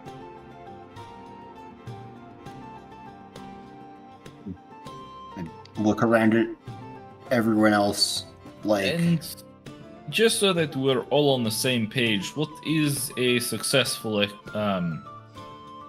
thing look like? Is it you having a way to earn the money back? What exactly are we looking at to do to make it successful? Before Junior can respond, Senior says, "We want to look and see what you find." Okay. These kinds of this kind of work, it's not how much money you can make off of it, it's how much prestige you can earn off of this kind of work. Bringing I back very something, discreetly roll my eyes. bringing back something important in order to further research or the preservation of historic monuments or objects is generally more valuable than the money you invest into the expedition. Junior just kind of waits for his father to finish speaking and says, "Yes, what he said. Success here would be to find something, and perhaps if anything is still left over, bring that back. Of course, even if you were to find something, the likelihood of there being A, whatever was actually in that ark, or B, if there ever even was one, slim." Mhm. But We've also come across the possibility that if we did happen across it, it might be something very dangerous to keep a hold of, so certainly would be taking the appropriate precautions / not bringing it back here if that was the case. there is minor concern with this. Should you be involved in the organization and funding of this expedition, perhaps we didn't elaborate enough on our reason for asking. But suffice to say that we are not looking for this for entirely personal reasons. And should information and news be spread of the reason for our involvement, that would be potentially problematic. The involvement and existence and knowledge of the Ark in general being the problem. Well, Would there be a situation or a possibility of the expedition being partaken, but without the finer details of our involvement and reason for being public? well, we have funded many expeditions in the past, some of which, as the Caravan expedition proved, have been taken up both by members belonging to the society or even in partnership with them. In that kind of a case, it can simply be couched behind either the Ludendorff name or that of the Valier Society. In situations like those, the individuals involved don't really matter unless they make themselves known. People remember Saibosh Ironstone simply because not only did he lead the expedition up to Caraman, but he was the one who raised most of the money, involved the Valier Society as well as ourselves. We put forth money towards that, and well, made it publicly known that he was working for his plan in order to try and reestablish a trade route into the north. For all good that would have done. So I don't think you But necessarily need to worry about your names being made public. Okay. My main concern is information and the reason for this expedition being labeled as this potential or theoretical arc.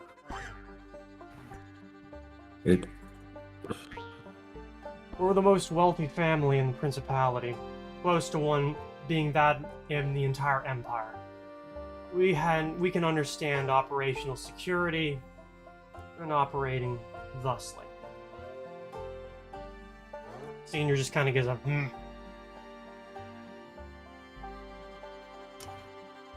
Right. I think we're understanding each other.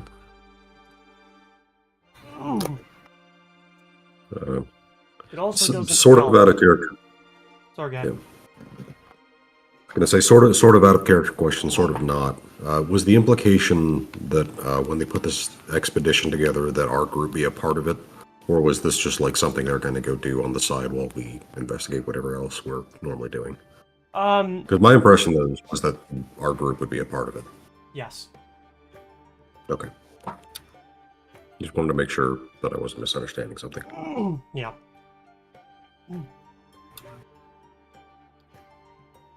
It also helps that I know of the situation in Bridgefront, all problems there. I've kept abreast with the magistrates. Droon has not exactly been quiet about a lot of his misery. I've also heard that there was another possible problem, which cropped up later, and Droon reacted rather harshly, wanting to put down another possible cult before he could, well, do anything else with it. I, believe that there might be some operations between the cult and the area in which I believe that perhaps this temple might have stood. I've also kept myself abreast of rumors that have come out of the area saying that there might be some dangerous activities, specifically among the Drow. Has anybody ever had to deal with the Drow clans? No. Didn't we deal with the Drow? No, we didn't. True. Sven Well, looks like he's gonna say something and then is like, no.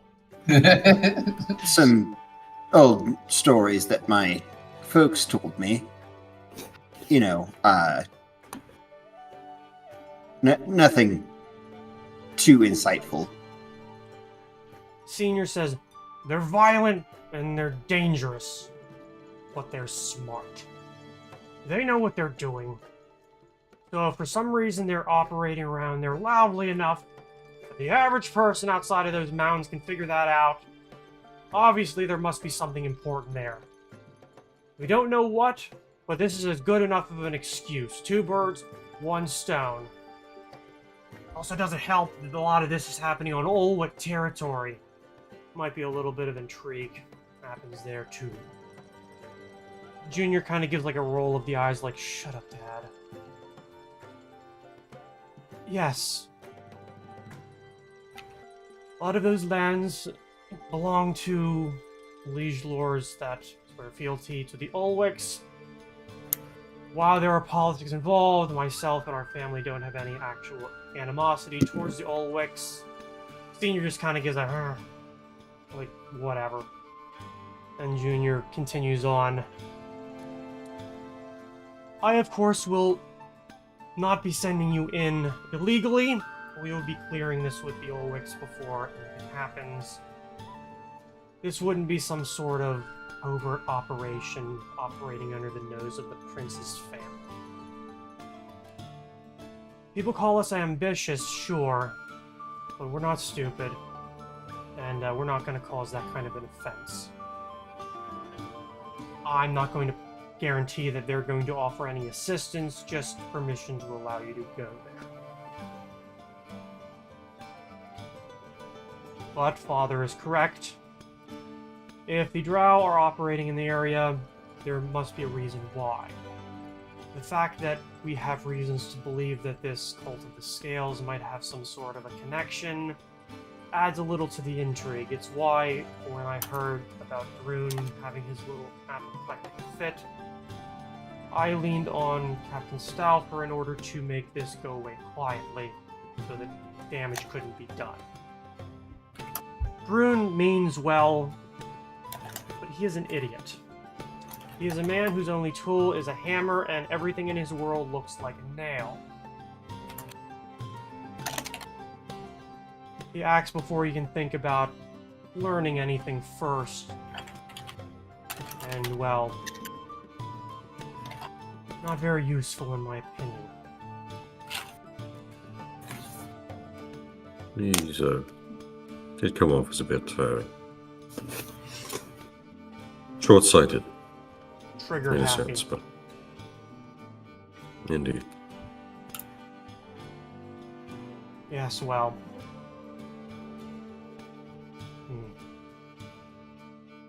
Oh, we should be able to make our way over okay, I believe. We can draw up whatever we need, supply what we need. And related to what you might find, we might be able to provide gear which, if what the books say is true, that whatever was within that is either comprised of or heavily made out of iron stone, and that it makes people sick.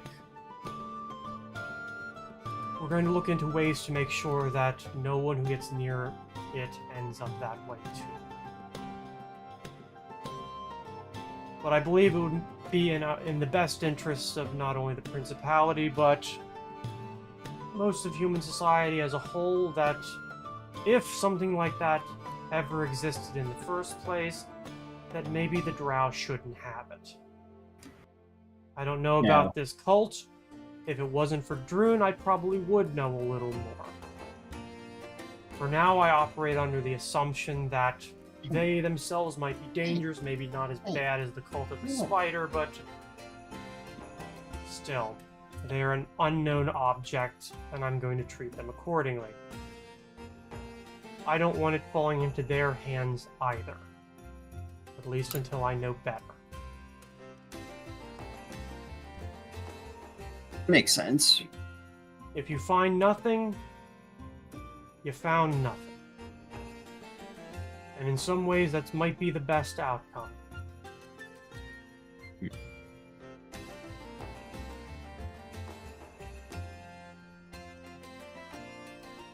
Sounds minimal. Just looking at the rest of the group. Thoughts?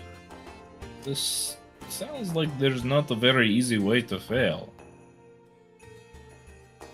Well, other than the usual.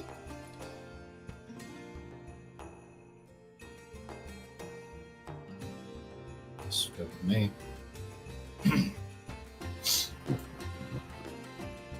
I definitely hope that it's not what we find, but be I don't more think prepared than we would be otherwise. I don't think you should do it with any of this. Personally.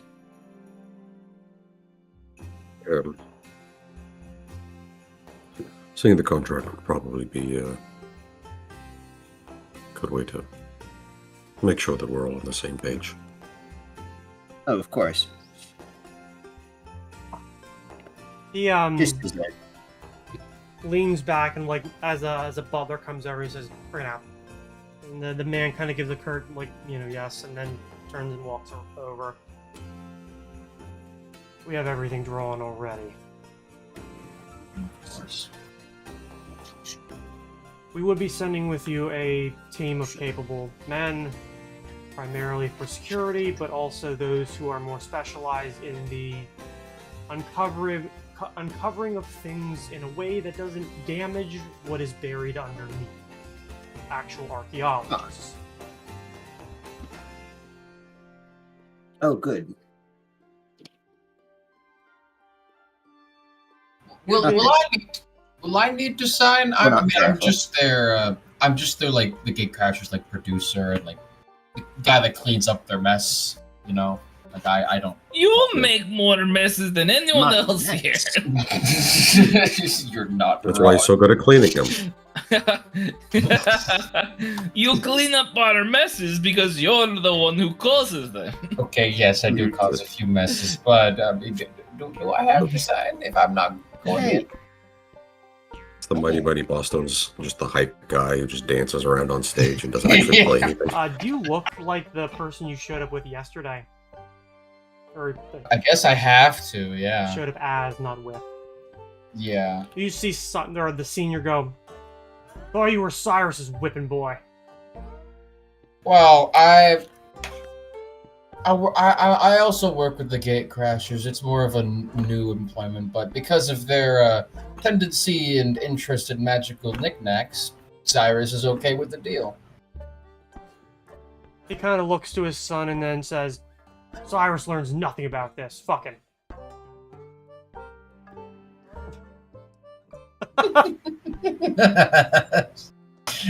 I just shrug. And like, you just hear Junior go, "Dad," and like the Duke just like, "I don't give a shit." Just has that look on his face, like, "I don't give a shit." I like these guys more and more every day. We've known them for one day. Exactly. Well, I guess two. So plenty Junior of room to go down. turns back around and says, "Well, because you actually were here and heard everything, you will be signing it because, well, you were the party here who heard everything. And part of this is a clause which says you don't get to go talking about this to unauthorized individuals. No press In that case, interviews, no. no nobles learning about anything, nothing else." Of course. If I am going to be signing it, then I would like to have a read through it. Or you want to have a what? A read Oh, through okay, it. read through.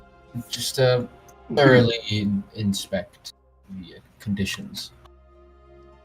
Yeah, Vic's not signing anything without reading it. The butler Same. brings the like a tray out that has the contract on it. It's on a sizable sheet, but about what you would expect for a contract. He places clears a space and places it down on the center of the table, and then backs up, kind of giving a bow before returning to the wall. Junior stands up and says, "Most of this is boilerplate, saying your responsibilities, our responsibilities, the expectations of what comes out of this, any discharging of liability, what amount of money that we're putting in and what we hope to recoup out of it, things like that. Take a minute if you want. If anybody else needs, there's a bathroom down the hall. Otherwise, enjoy the wine." Pours wine into soup. I will, thanks. Better like this. Fernix just has like a bowl of wine. We all do it. We all do it. It's a regional thing. Oh yes, you wouldn't understand. Eating my wine with Swear, with a spoon. Upstate New Yeah. York. Wine from Albany. I've never heard of that. No. Eating wine with a spoon. I hate that. Yeah. No, it's a soup bowl, but you still have a straw. But it's one of the shitty cardboard ones that dissolves instantly. Oh, this Oh, one's God. getting worse. It's made of Most of the croutons. contract is pretty dull. It's legalese that I'm not entirely certain any of you are qualified to read. Maybe No, read it to Furnace us. is pretty close. I read a lot of Unfortunately. books.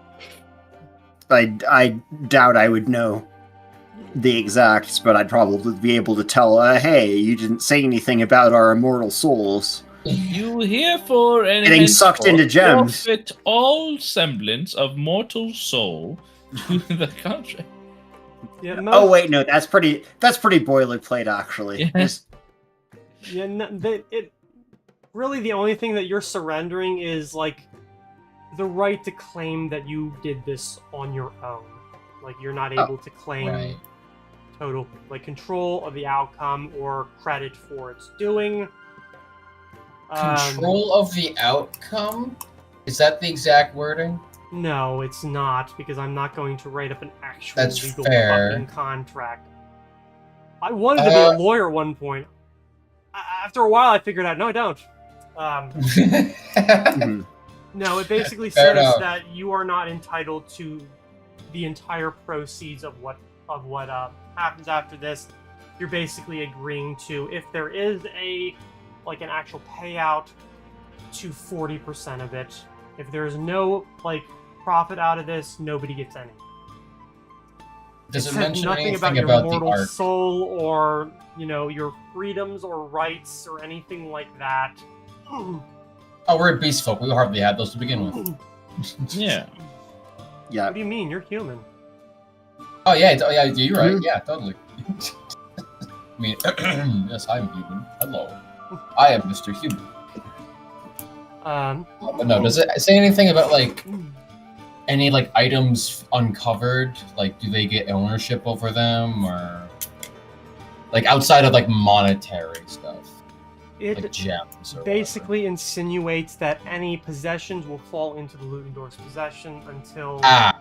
Of course.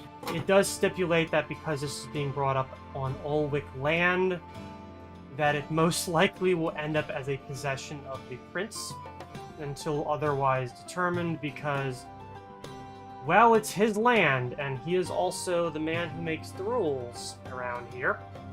It is in the same way as saying that if you find this because it's on government land, the military gets it. So I'm just gonna. Well, I don't want a radioactive whatever anyway, so you can have it. I'm not sure I'm comfortable with them having it either. I think that's worse. I don't want to hold Are there on to any- it. Are there any provisions about the Ark or any information about the Ark specifically? Regarding it in what way? Publication, ownership, the spread of information in any sense. It states that until otherwise determined, any information related to it will remain proprietary secrets. Once it's determined to either be safe or otherwise non-damaging, or if, let's say that it was considered to be not dangerous or not something that was believed to be something that a war would happen over, then it would be able to be published academically. It has a clause saying unless the prince says otherwise, and it says refer to the whose land it's on clause. So nothing about if they find it, we can't they own it essentially. If they find the Ark. If there's anything there, that is Go. more or less the insinuation. It does down further say that if something is found and on top of any actual monetary value, so you would get 40% of any, let's say there's other things that are found, not just actual hard currency, but other things that are mundane and can be sold. It also promises you a payout of 100,000 gold. So if we find a survivor or someone, do we get 40% of that survivor? Just hypothetically? A survivor of something that happened 800 years ago? Yeah, like an elf. You never know. An elf who just magically didn't find a starve to person- death or die of exposure. They went into hibernation. Yeah, they had a ring of Yeah, sustenance. that's Yeah. what elves can do. Elf in a box. I'm going to say that it doesn't mention if people are found. You would assume that they're operating under the assumption that no one would be alive? Mhm. So what See, you're but you gotta saying be is the legal prepared. loophole is that we can keep anybody we find inside. That's right. If you There want to you make go. that legal If it's a- argument, I'm sure If a it's- court if it's a will golem. totally back you. If it's a golem, though, Well, Drew, what technically if it's a golems soul? don't have rights, so... Yeah, What if technically, it's a soul? We just- there is Just sort of pull a up British catch-all at Museum. the very bottom saying, more or less, to be determined case-by-case value or basis. yeah. It does not fall into the other categories. So yes, Yeah, if you were to we- find a golem, you could make an argument of we want this as part of our payout, and that would technically be fair. The golem is going to be able to afford the best lawyer.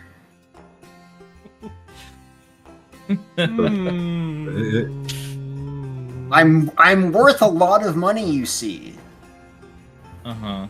but you Uh, can't actually I don't pay wanna- that to me, right? But I'm worth a lot of money, and my net worth now. A little bit of that should be enough to tide you over, don't you think? So if we hoe Fernix out, how much money are we looking at?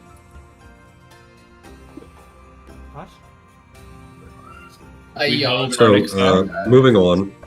yeah. I don't want to get too into the weeds of Too this copper. contract stuff. I'm just mainly worried about Yeah. like the. I will actually send a message as discreetly as I can, being it's verbal and somatic. Like, Good enough. Yeah, I'll Yeah, so- put my name at the bottom. Yeah, Already I'll- signing. Oh, Well- okay. Well, never mind. You people are already signing. I Yeah, sign with my blood. You were That's a provided good a idea, pen, right, guys? Like normal people. I- If you I sign will- in blood, I'm sure everyone will watch on in horror, but But will they stop me? I Maybe mean, not. it's your body. I guess you can I- do what you want. I mentally tried. But yeah, I will send a message to Vic if I can, and just be like, I am genuinely very worried about if we, just on the slimmest chance, actually find the Ark. I don't like it. I don't like the idea of it going into the prince's hand, or Ludendorff's little princes, or whoever else. I don't like this contract either. This is still in the message, I would assume. So Mhm. I don't like it either. But If you would like to, like, as characters, roll some kind of skill or ability check in order to, like, I can give you a, like, barometer on whether you think it's fair or not. Because a lot of this I am pulling up as I am saying this because, again, No, that's fair. I How don't about have a praise? Esquire after my name. Would a praise be a good skill here? Sure. I can I see don't have the a argument. praise. Does someone else have a praise? It's Sense motive. I technically have a single skill point in it, but it's not great. I mean, I guess you can try to sense motive on the language being used. It would Sure, I'll be do really that. dry, but Yeah. sure. Vic, do you Who's have a that? praise? No. Wow. yeah, I can do sense motive. Hmm. Sorry, you were saying something about it. Yeah, it's. I'm very. Well. I don't love the idea of signing a contract like this. But at the same time, I am concerned that should we attempt this on our own, we won't have the necessary tools, equipment, and means in general to find the things that we need. And with that, if I try and cast the spell again, it will probably be too noticeable. So I just look at you across the table and just nod. People, I'm gonna assume that nobody actually leapt at the pen in order to sign because that makes it better on this. Would it to be? This is to the Ludendorffs. Would it be possible to have some time, about a day or two, just to discuss and make sure that we're all on the same page before we commit ourselves to this? Sure. Try to make this as reasonably fair as possible. We're willing to negotiate on certain points, but within reason. It, And- it's your I got the impression that this is. I don't mean to say that you are trying to pull one over on us, but without revealing too much information, that I think would be a poor choice. We need to be very careful about how exactly the situation is approached. And while I don't necessarily doubt your intentions, I'd rather not make this sort of decision lightly. It's a sensitive topic. So, a day or two to discuss, and we can come back.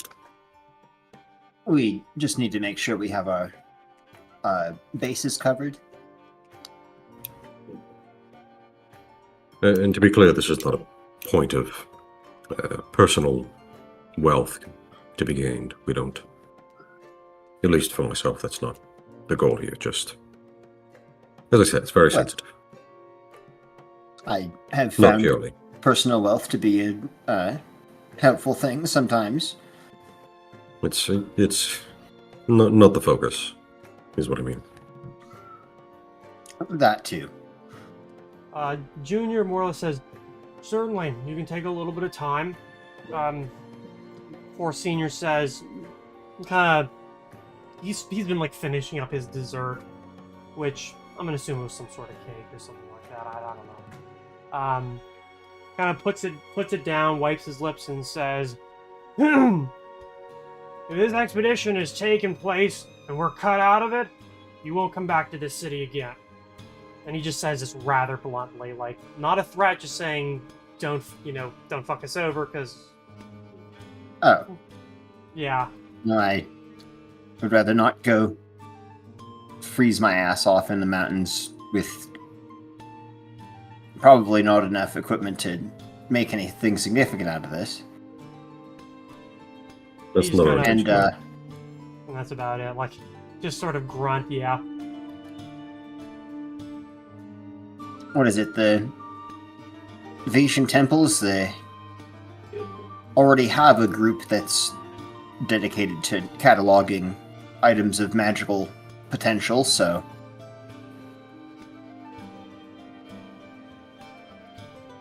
I'm presuming that they weren't... Do they know anything about this? The Asian Church? No, but if it's something you would like to inform them of once the expedition is started, they can certainly be... Oh no. I was looking to keep them in the dark as much as possible, actually. He kind of looks around like, okay, and simply says, if that's what you want, sure. The one group that might have locked it away somewhere, they might have done that before anyone could really find out what it actually does, so... Certainly. I'm assuming that the Valier Society is fine to tell? Yes. Okay, just wanted to make sure. You just kind of like, okay,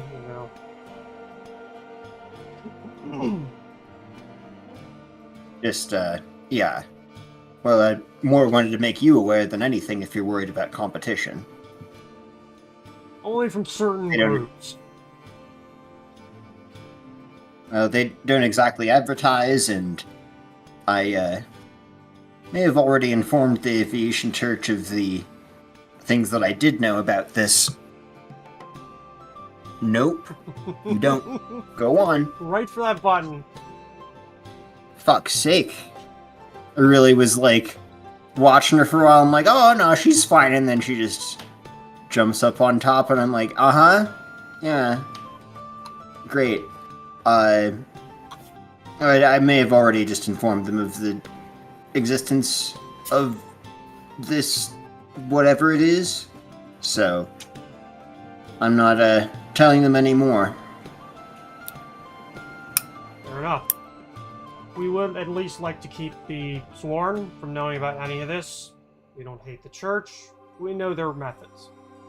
The chasers might be a little more acceptable, but for now we would like to prefer that they learn no more than they presently know until they can prove that they're trustworthy to handle anything otherwise. It'll be us, yourselves, the people that I trust, and the Valiers, should you desire to inform them. Alright then. Well, that's most of what I had anyway. I think we have a few things to discuss as a group, but we can be sure that we're not going to be well, trying to pull the rug out from under you. To use that phrase again.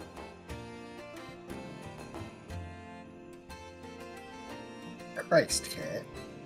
I imagine we'll be back having a discussion about this in the next couple of days, at the absolute latest.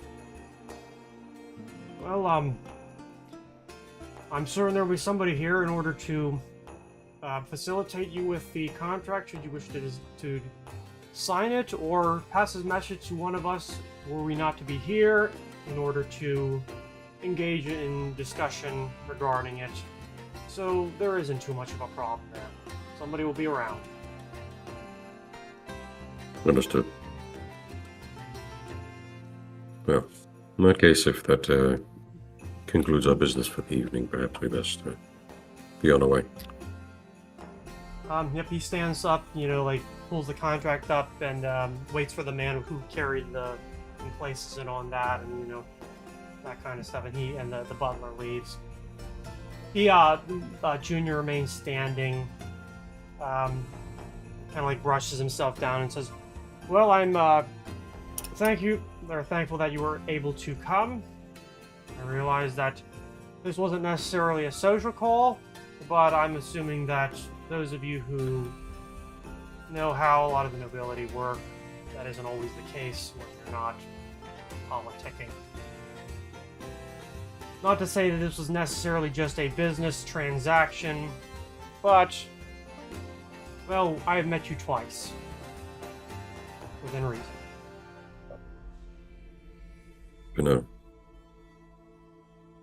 I think our conversations have been productive, if nothing else. Alright. Yeah. Well, with that, he will, allow you to clean up if you want, and then at least show you to the foyer. Can I have some soup to go? Can I have some wine to go? Oh, we can put them together. Oh my Put them in the same bag. Genius! Wine and soup. Why has no one thought about this? As a pudding brain.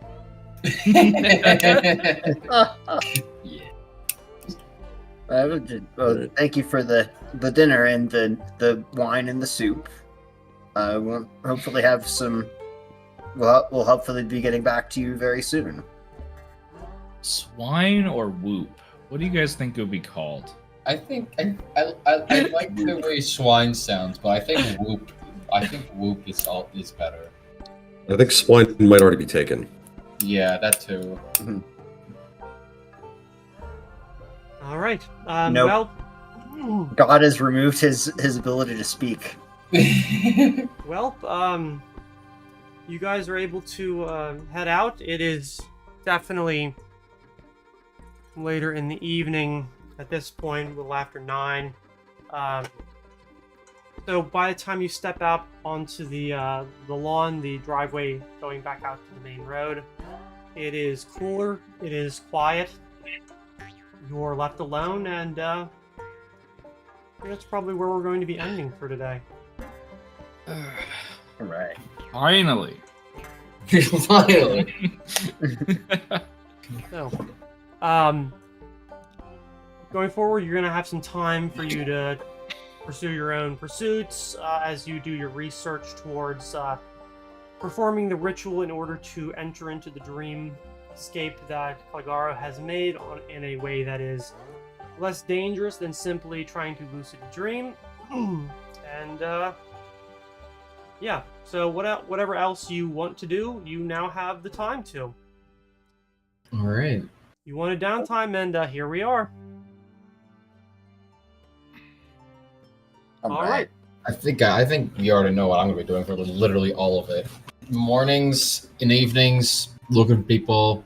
Nights, reading that fucking book. Non-stop goon sesh. Yep. How's that absolutely. different from what you normally do?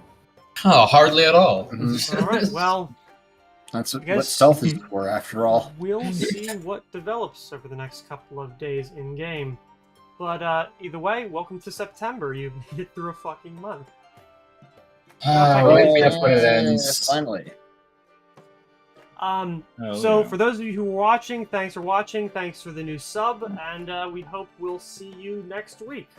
Well, you'll see us next week at least. So Oh yeah. until then, thanks for watching, and have a good night. Good night. All right. Night. Bye.